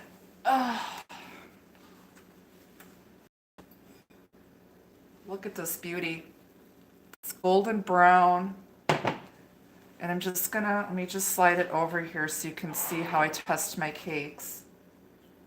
So it springs back when I touch it. Okay, just to be safe, I will grab a toothpick.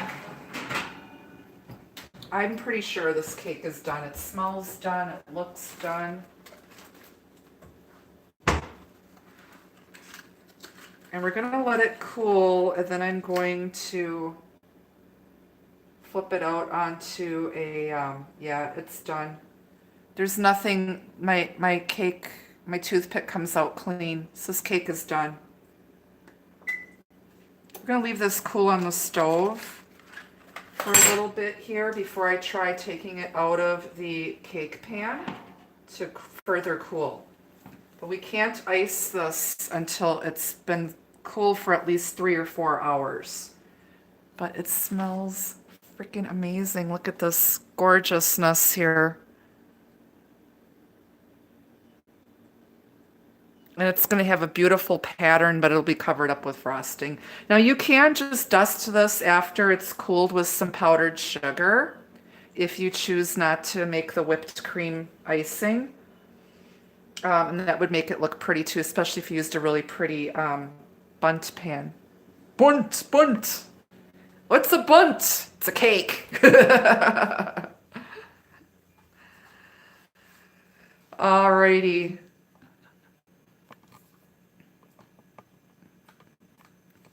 let me plug this back in and we'll continue our reading here.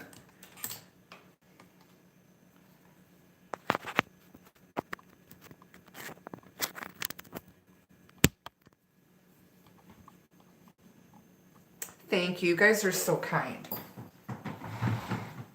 All right. Hey, Nisi. So going back, so we've got a spiritual power couple here. Someone is being called to their true journey, and the high priestess here is started it, and she's ready to drop this burden. She's been doing this work. If this is a twin flame connection, which oftentimes one is a light worker and the other one is a light worker but doesn't know it yet because they haven't yet awakened.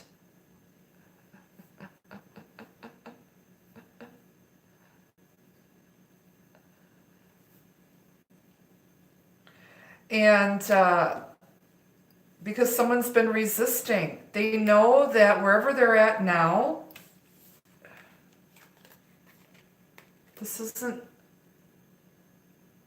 they're stuck. They're purposely keeping things stuck here. You got 4s and 7s here. 10, 2, okay.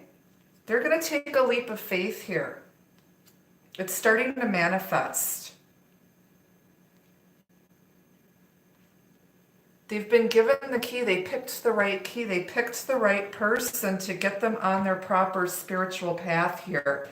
And somebody's putting boundaries around their spiritual gift here.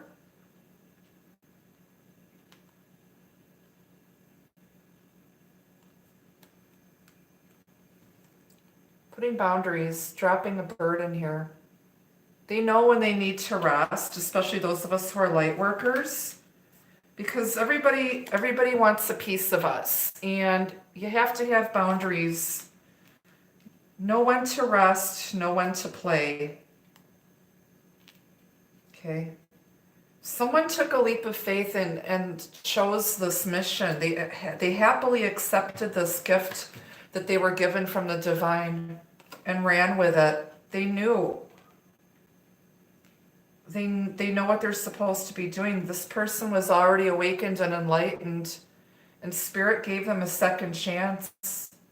Like, okay, you've learned all of your karmic lessons, my chosen one. So I'm going to give you a mission. You'll be alone the first part of your journey. I will send you your divine partner to help carry you the rest of the way. And at first, someone resisted their true calling, but then they accepted it. And it's been a hell of a journey so far. But now there's a fork in the road. And this, like I said, this is the return of a past life soulmate. There's a grown woman and a little girl here. One of you was awakened first and matured, and the other one was still growing and immature. But this is also looking back at the past with happy memories. Someone's not wanting to look at the past and see the love, the gift that they were given here by Spirit. And this person is not only a goddess, but they're like a real life, solid, practical, stable goddess. They're down to earth, real. Like I said, you're not just a pretty face. You have, you got soul, you got substance. You're the rock to their roll.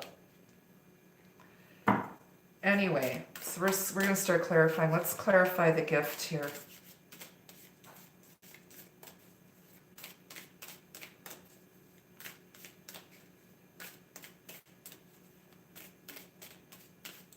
Those of you who are going to watch the replay, if you can skip right past the cooking part, and the reading started about an hour into the show. Okay? And I will post the recipe for the butter almond cake later on in the comments section. I've got some things to get done.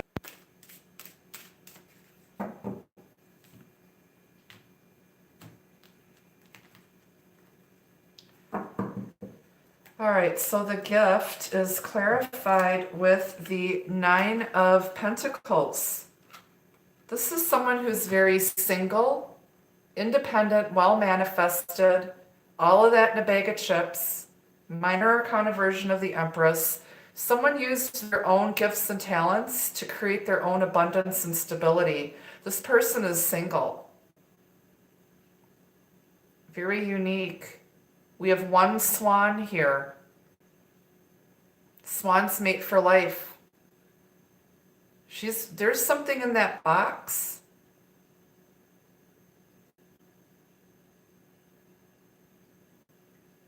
The male swan didn't see that he was given the gift of his true partner. Swans mate for life. If you've been single for a long time, especially the last 9 years or so, maybe longer,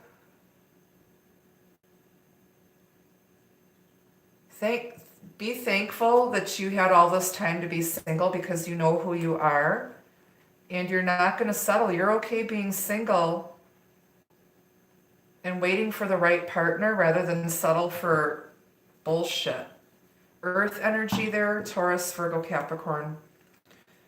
Clarify keys on trees, the right fit, solutions. Here's your Ten of Pentacles. This is going to lead to long-term stability, commitment, and abundance. The right fit, this is the right one. You go from the 9 to the 10. Someone's not going to be single much longer. You've had some obstacles to overcome, but you do have long-term stability, abundance, and commitment here.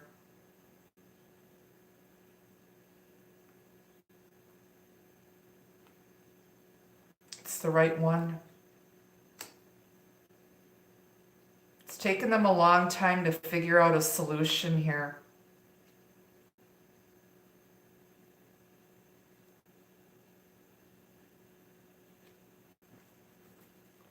Why is the Sun here? Your perseverance is rewarded. Six of Cups, rising like a phoenix out of the ashes, somebody from your past. Happiness, joy, healing, reconciliation.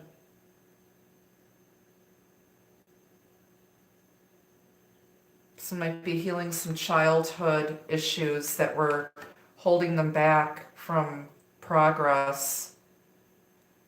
You might feel like a happy child.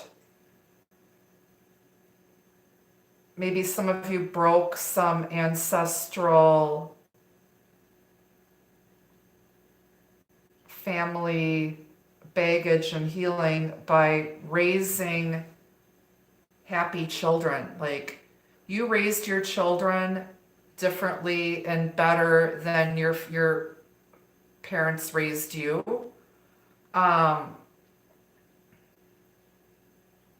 So if you're wondering about your kids are happy and they're doing well because you did a good job. Because you suffered a lot when you were a kid and you vowed that you were not going to allow family conditioning to continue. You broke the chain of abuse or whatever in your family.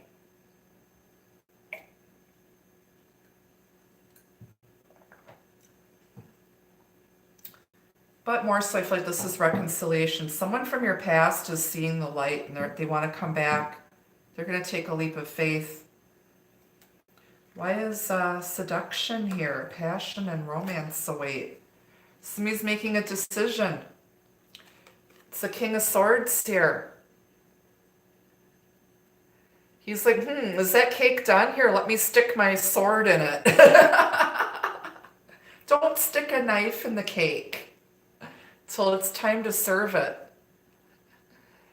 Hey there. Welcome in. Hi, Cammie.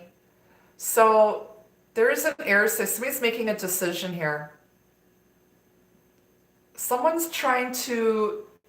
very seductive. They know they've got feelings for this person, but they're acting like they don't, and they're acting like an asshole, basically.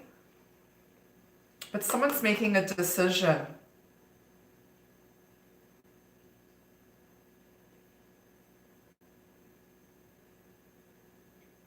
Someone's being very stubborn. This person may have past military or police background. Maybe very philosophical, intelligent. He's the mastermind. He plays chess and not checkers. He's playing a game here. He's playing games. Look at him. His back is turned. Someone's trying to act coy, but you see right through that shit. The High Priestess sees right through that shit. Now if I flip the cards around, now he's looking at her. It's like, damn. He's trying to keep his cool around you. This person, when you walk into a room, if you see this person out, they'll have their back turned towards you. And then when you're not looking, they're looking at you. They're like doing their best to be cool when they're around you, but they're very, very attracted to you. And they can't hide it. There's, like I said, you've got the Six of Cups here twice. The feelings are mutual. Mutual, I'm sure. They get all giddy and act like a little kid when they're around you.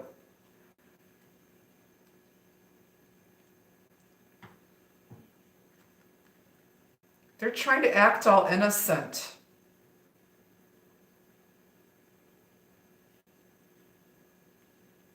Somebody's making a decision here. Clarify this, High Priestess. Tower. She dropped the Tower. She brought the Tower.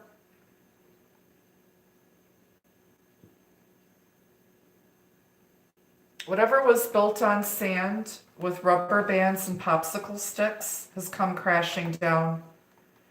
Someone's intuition is so spot on. Their mind is blown. It's divine intervention, sudden awakening. There's some secrets that are going to suddenly come out here.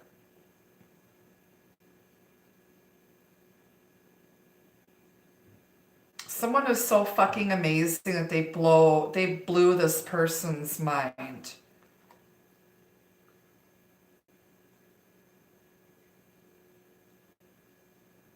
This person is, they're suddenly realizing who you are, who this High Priestess is.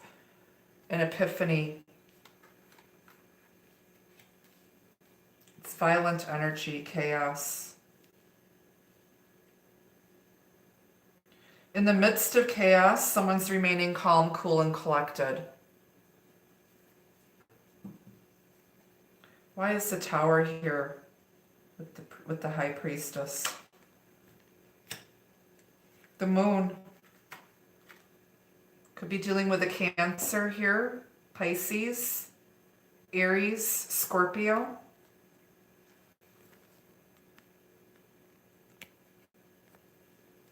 Someone was awakened, suddenly awakened. Like I said, rude awakening. They're sound asleep, dreaming of this beautiful goddess, and all of a sudden they had a rude awakening and an epiphany. Someone may have suddenly received some divine intervention while they're sleeping.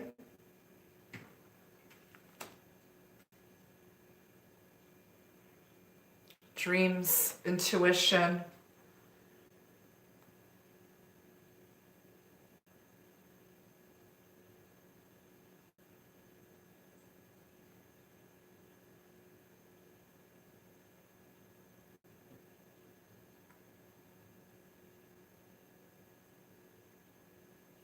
Someone has a latent psychic ability that's about to be awakened, something that they may have been really strong when they were children, as a child, and all of a sudden their intuition, that gift is coming back to them.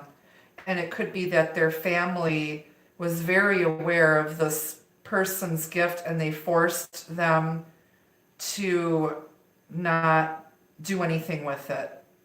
They made them feel bad for this divinely given gift that they were blessed with, and they buried it, and now it's coming to surface again. Someone's secrets have been burdening them. They've been keeping the secret, their feelings bottled up inside, and it's about to come out. But somebody already knew, so it's like not anything earth-shattering to them. You already knew. Somebody's going through a spiritual awakening here. Somebody else already knows. Yeah, Ten of Wands again.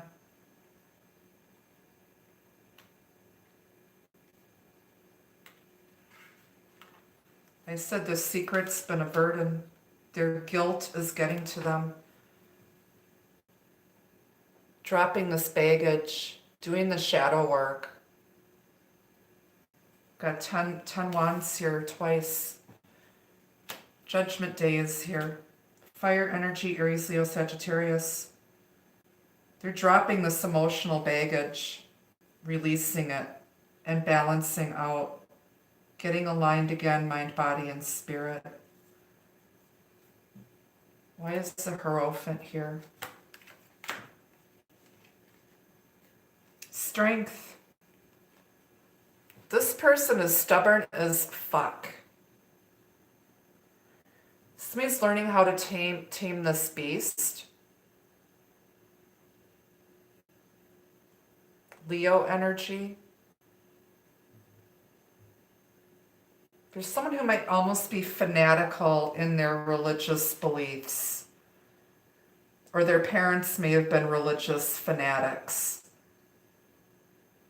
Like, somebody would be like ripped out of bed to go to church every Sunday.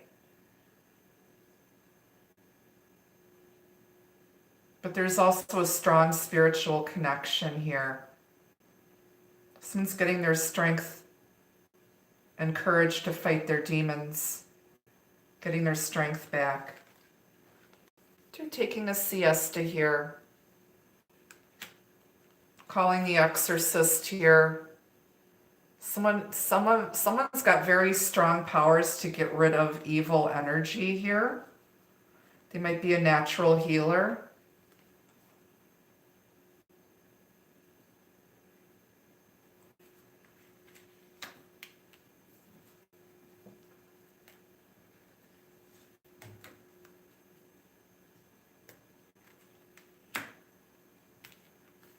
Eight of Cups. Someone's invested a lot of time and emotional energy into something, and they're walking away. This is someone who's spiritual and not religious. They're not afraid to break away from society and what society expects of them, to go on their own path and find something that is emotionally fulfilling. They're breaking away from tradition, breaking away from family, breaking away from what others expect. Having the courage to break rank and do what's best for you, and who cares what other people think.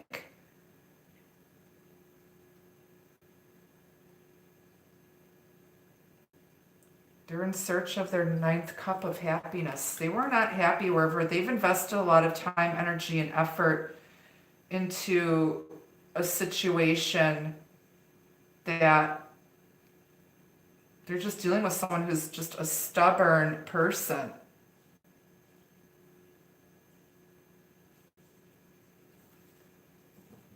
Why is the Fool here? Clean slate, new beginning, taking a leap of faith, Aquarius energy. Yep, healing. Healing from past heartbreak, grief, and disappointment. 3 of Swords. Wanting to start over now after healing. And it's been growing. It's gone from the 3 to the 4 to the 5. And ending with the 10 of Wands twice, dropping the baggage. This was some baggage that they freed themselves from now. They're healed.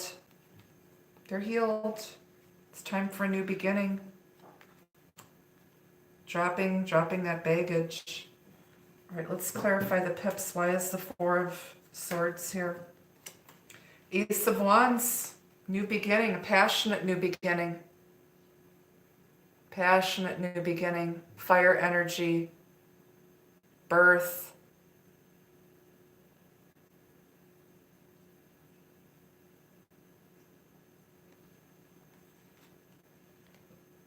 Someone might be having really weird dreams that they got pregnant by aliens or demons. Lay off the Chinese food before bed, you guys.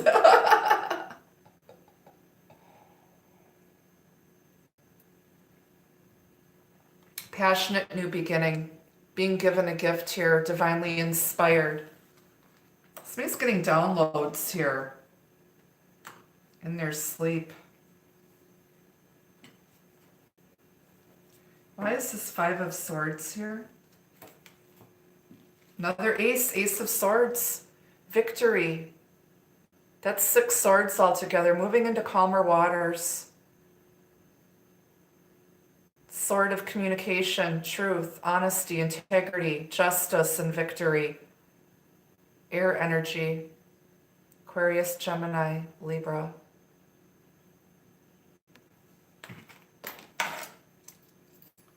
Got my Ace of Swords right here. Touché. On guard.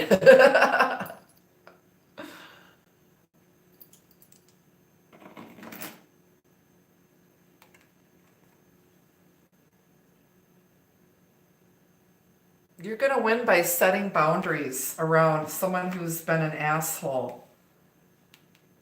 And it's not about who wins or loses, but communicating and getting on the same page. And stop fighting what's meant to be. Just be open and take a leap of faith and give this person a chance here. They need to give you a chance.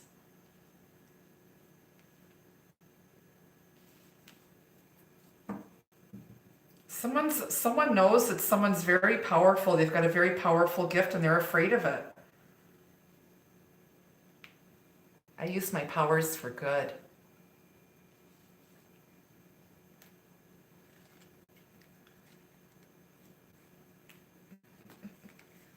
Got demons that need to be cleaned out of your house? Call me. I'll get rid of those little monsters and the dust bunnies from under your bed.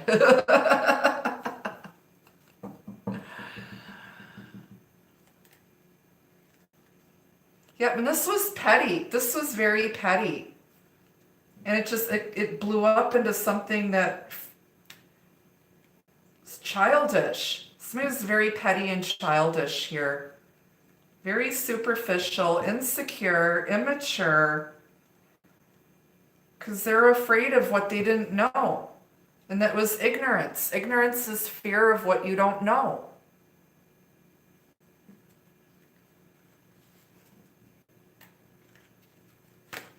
Why is the Ten of Wands here twice? Nine of Wands. Persevering. It's done. You're near completion. Life has been your greatest teacher. Drop the baggage. Someone was expecting the worst. Expecting the same old shit. Hiding their true feelings. Assuming that you are going to be just like every other person they've met. And that's not true. They're gonna drop their baggage and give this another chance. Why is the Four of Cups here? Page of Wands. Divine timing is here. Good news is coming in. Passionate messages. Someone may want to come in and apologize for taking you for granted. Or they may just reach out and somebody might be sexting and texting when they're bored. That's bullshit.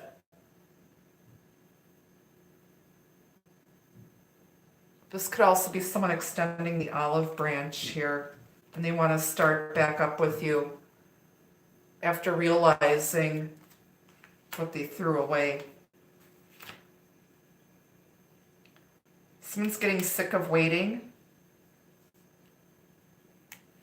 They're about to walk away, or they had the strength to walk away from someone who is being resistant, stubborn, being a dick.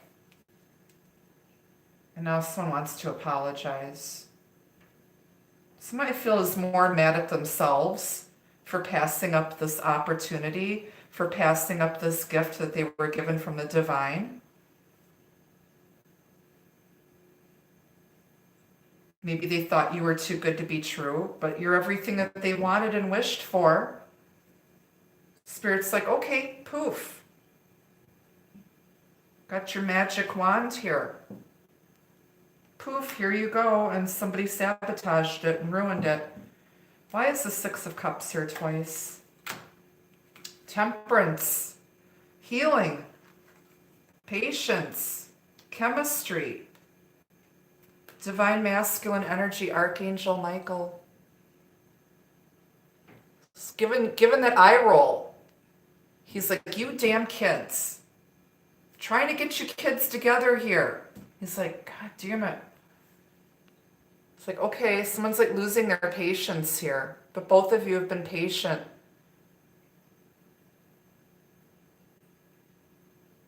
Patiently waiting for your divine soulmate to come back to you. This is also healing. You guys tolerate each other, you put up with each other. Your demons play well together. Your demons play well together. Being patient, temperance, Sagittarius energy. Why is temperance here with the Six of Cups twice? Ten of Cups, emotional fulfillment. Both of you. Combining, creating. For some of you, this could be a blended family coming together. For others of you, this is just innocent, emotional bliss, happiness. The two of you are like little kids together.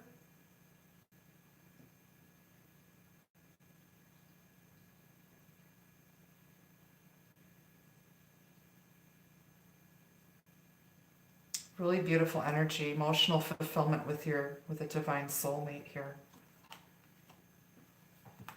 Water energy, Pisces, Cancer, Scorpio.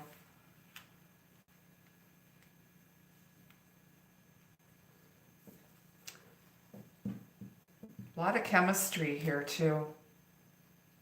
It's like natural. The two of you just naturally are good together. Why is the Seven of Wands here? Five of Swords, again, that's 10 swords. Someone's like, kiss my ass. Somebody was dealing with a real jerk here. Somebody's just resistant, stubborn, expecting everyone to kiss their ass. Somebody who's just wanted to sabotage and destroy something here. This is revenge.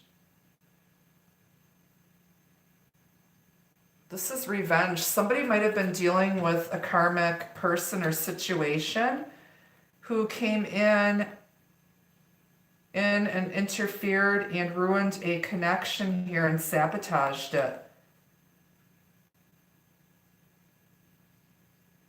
Because of their own insecurities.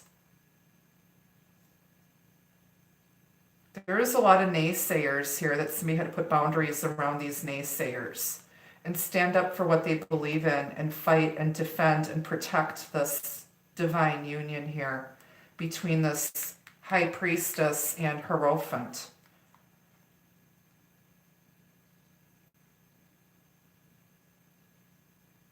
Putting boundaries up with the naysayers, fighting, standing up for yourself. Standing up for yourself. Bottom, you got the Two of Pentacles. This is balance, equality, earth energy. Taurus, Virgo, Capricorn.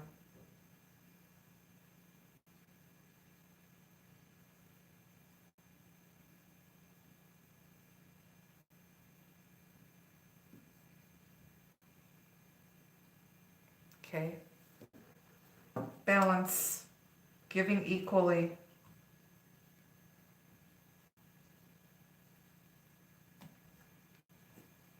Somebody's making a decision now they've awakened, they're awakening. They're going to follow their heart. They might act cold and aloof, but deep down they've got a lot of feelings for someone here. They act like they don't care deep down. They want your ass bad, and they're still watching you.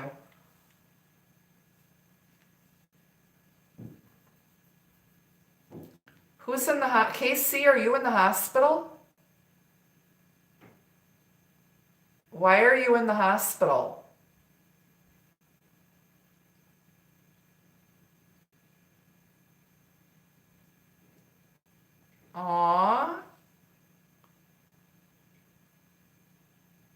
I hope it's nothing serious, like major. Aw. Well, we're all sending love and healing light to you, sweetie.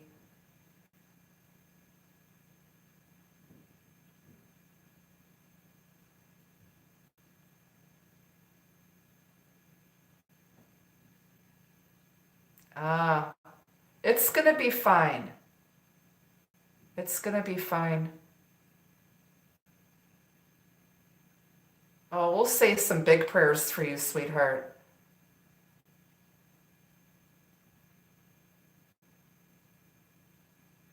You're gonna be fine.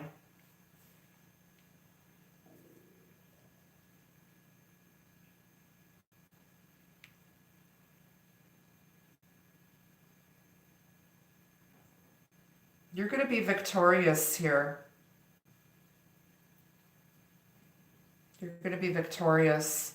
I feel like I don't know, and I don't want to put your business out here. I haven't been watching the chat. It looks like there's going to be a biopsy and they're going to take out 2 cysts. There's might be 2 lumps.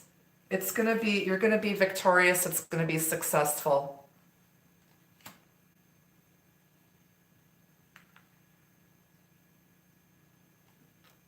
I don't know if it has to do with the breasts or the ovaries.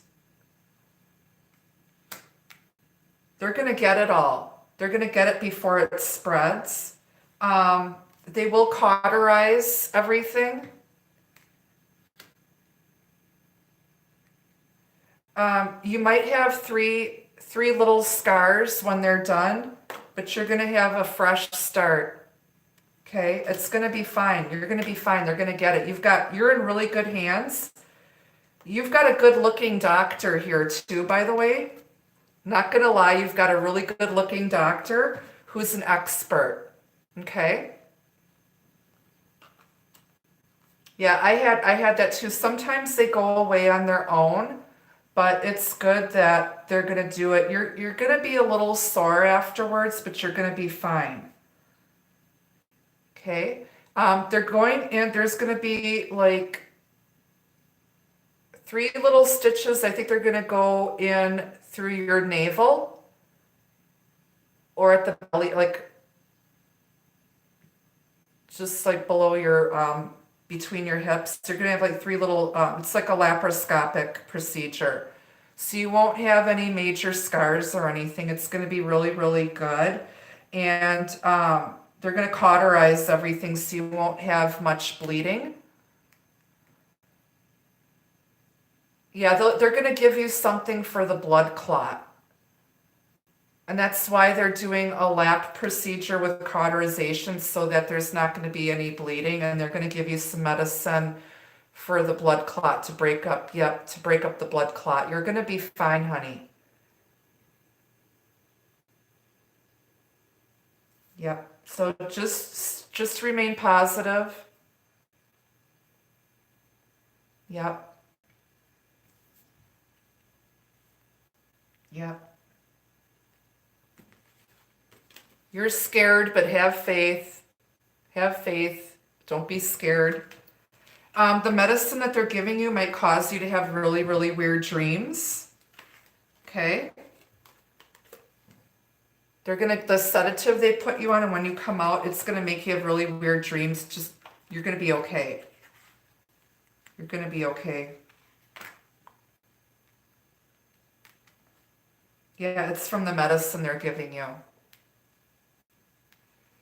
All right, let's get some advice messages here.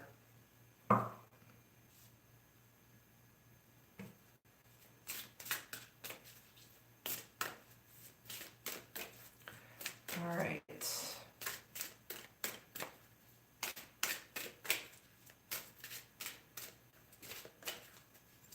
We love you more. I love you more.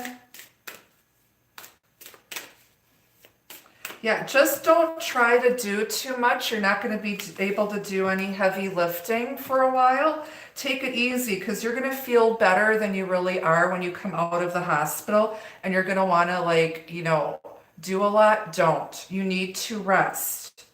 You need to rest so you don't pull something, and listen to your doctor. Rest. I know, I know. Rest, heal. Let Leon wait on you hand and foot. He will take care of you.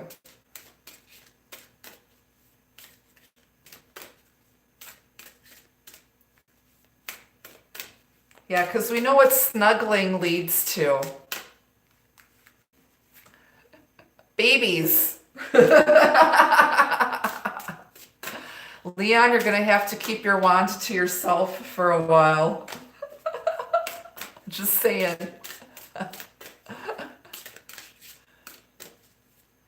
Yep, 6 to 8 weeks. But I think for you, it's going to be actually 9 to 10 weeks for your healing.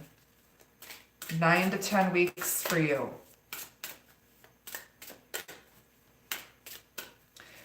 If you're wondering if you're still going to be able to have children, yes, you're still going to be able to get pregnant. They're going to be able to save the ovaries. Okay?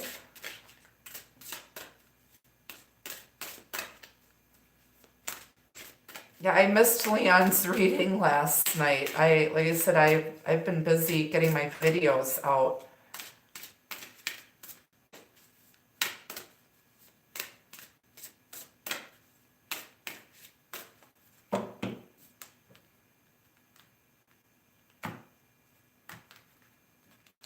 All right, let's get some advice. All right, got a wake-up call here, number 10. This is a wake-up call. Somebody's awakening here. They've been moving like a snail. This is advice. Advice coming in, and a wake-up call. What else? Things are going to move forward quickly. This is expeditious. Expedition. Things are going to move forward very, very quickly here. Number 16, divinely guided.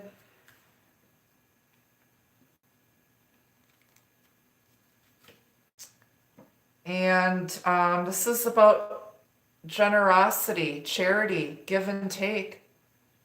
Sharing your gift with the world. Giving to those who are in need, number 22. And on the bottom, you've got number 2. And I think this is about distraction.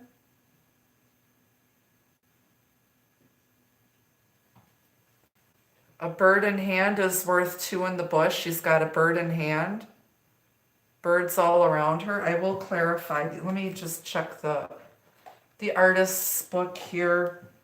So number 10 is advice. So this is advice that's coming to you. Somebody was given some advice that will change your perception of the situation. And the information may come from an unusual and unexpected source.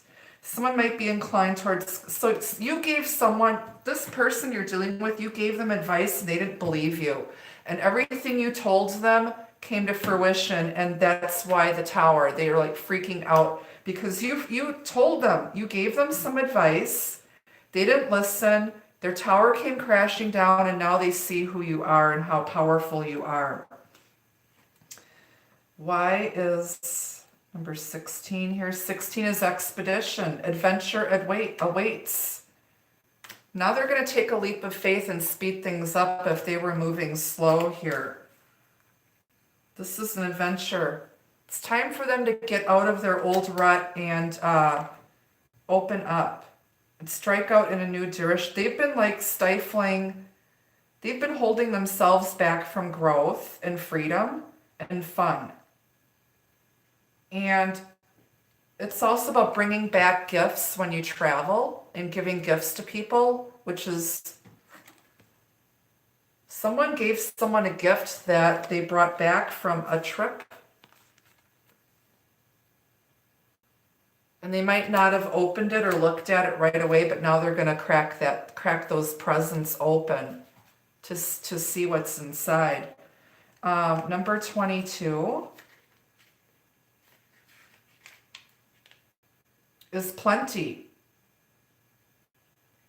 So the word plenty has two meanings. It means you've got enough abundance that you can share freely with happy generosity. And plenty can also mean enough, okay? You've had plenty of this burden, drama, bullshit, you know, but you also have plenty to share. But you've also had enough of people taking and taking and taking and not returning your love and just taking you for granted. And it's also about appreciating the abundance that you have and sharing it with others. Which I wish I could share this beautiful cake with you guys, but keeping it all for me.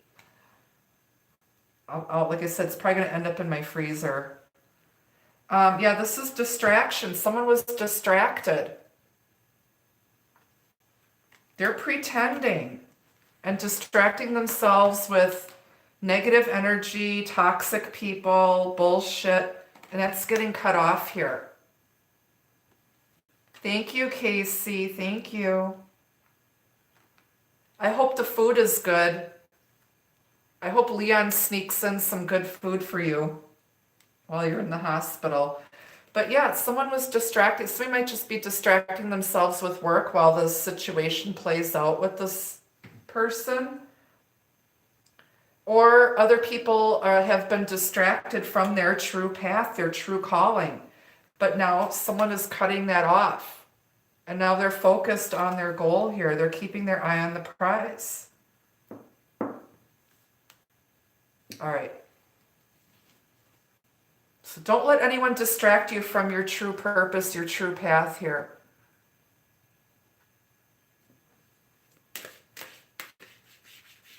Yep, but be very discerning when you're watching other readers and that not everyone on YouTube is legit. There's a lot of fake ones. You can tell the difference between a seasoned real psychic medium and a phony one by the way, like they don't know the cards, they don't know the meaning of the cards.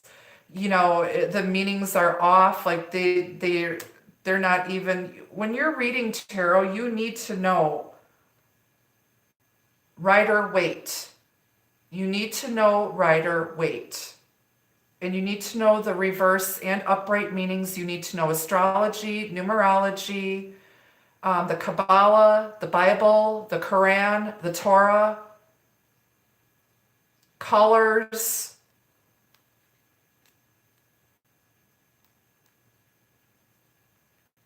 You need to have a little bit of a psychology background. You need to know the meanings of the cards for health, money, and love, upright and reverse. It takes at least 5 years of regular, constant learning and practice to master tarot.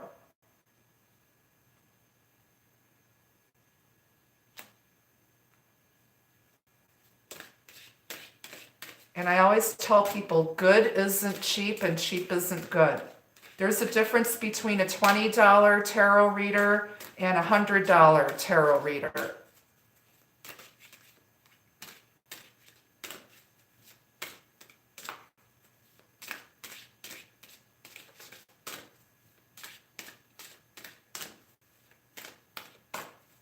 There's people out here on YouTube that think they've been practicing with a deck of cards for a year and think that they can start charging people for tarot readings. Oh, I learned off of other readers on YouTube. It's not how it works. And they may have large followings. That doesn't mean anything. Doesn't mean anything. You know, there's a lot of kids, there's a lot of children out here freaking 20-year-olds. They haven't even lived, like, they're fools. They're at the very beginning of their journey. They've got a whole life ahead of them. How can you counsel grown-ass people when you don't even know what it's like to get your heart broken a few times, to have your husband cheat on you, have people beat you up, abuse you? You haven't worked enough jobs. It's like, how can you trust someone like that to counsel you? These kids are wet behind the ears out here. They don't know shit. I'm sorry. They don't know shit. Anybody can pick up a deck of cards and pretend they know what they're talking about. They might be able to read cards, but they don't know people. They don't have enough life experience to be able to properly give you advice.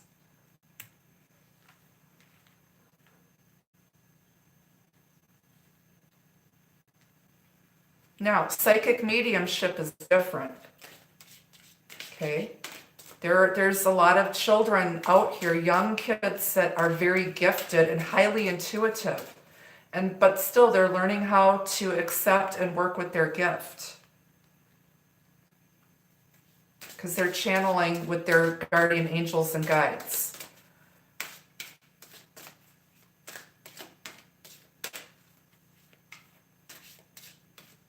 Right. So anyway, I'm just saying.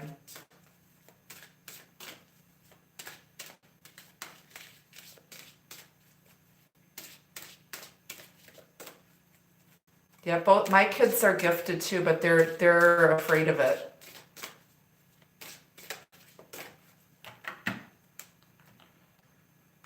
My son uses his gift when he goes to play the slot machines at the casino. My son is very, very good at slot machines. He intuitively knows, and that kid he'll walk into the casino with $20 and leave with $8,000.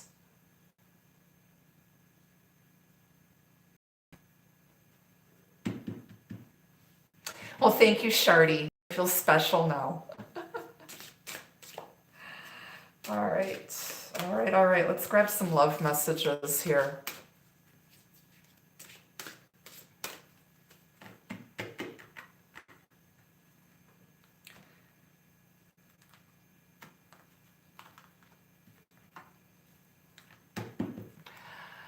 All right. Love language. Speaking each other's language nurtures love to grow. You guys get each other. There's going to be new communication coming in. The King of Communication is here. The Ace of Swords is here. You guys get each other. And you communicate well, and you also are very intuitive. You intuit each other very well. Reunion, second chances, getting back together is now possible. Keep an open heart. You got the Six of Cups here twice with Temperance, the Hierophant, the High Priestess. They already know.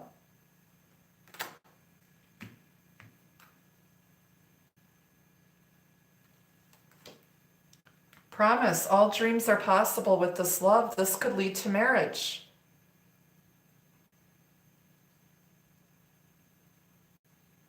The two of you were promised to each other on the other side before you reincarnated in this world. You've had many past lifetimes together.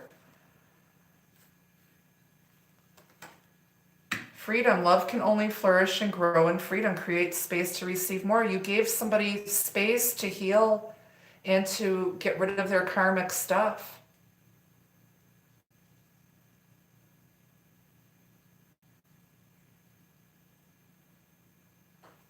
Somebody was with someone who's very controlling, clingy, possessive. Kept them stuck, held them back. You, on the other hand, gave them space. You knew what was coming. You knew what this connection was, and knew that this person needed to end some karmic stuff and heal before they would be a good partner for you. You don't want anybody coming with their baggage. Yes, we all have accessories, but never baggage. They can bring their Louis Vuitton bags, but they can leave their baggage and toxic bullshit behind. On the bottom, you've got time. Divine time is bringing you together. True love is timeless. It wasn't time before.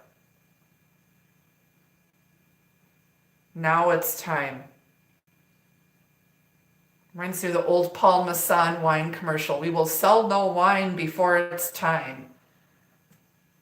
It's time now. They may not have given you the time of day because they were superficial. They were making a lot of assumptions about you. They wouldn't give you the time of day, so you walked away. Now they're realizing that they let go of someone mind-blowing and amazing. The whole package.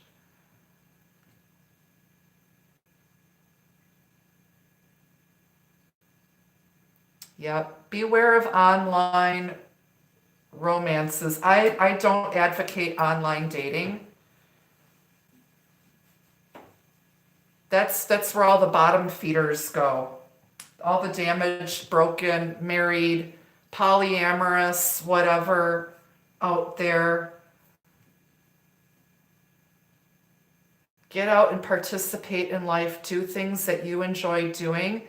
And when the time is right, Spirit will put the right person in your path while you're out here minding your own business and doing you. You need to be out here doing you, getting your 9 of Pentacles, all that in a bag of chips. Get out here and participate in life. Don't hold yourself back. Get out here and don't wait. If there's something you've always wanted to do or a trip you've always wanted to take and you've been waiting for the right person to share that experience, just experience it for yourself. Don't wait for the right person. Don't wait. I went to the south of France a couple years ago by myself. I've gone to New Orleans by myself.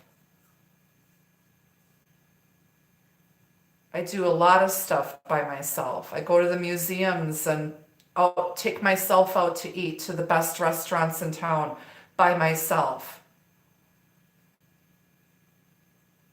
I'm not afraid. I've been single since 2006. I've been single for freaking going on 14 years. All right, you guys, that's what I've got for you today. I will post pictures of the finished product, but I'm going to get going because I seriously need to use the little girl's room. This is like almost a 3-hour long event here. So I'll see you guys again tomorrow morning for your weekly tarot scopes around 9 o'clock in the morning. And till I see you, then I'm going to try to get the rest. I've got 6 videos to get done for your bi-weekly readings, so I'm going to try to get those done too. So fire and air signs are coming. All right, you guys, be the love, be the light. Take care. Love you. Bye.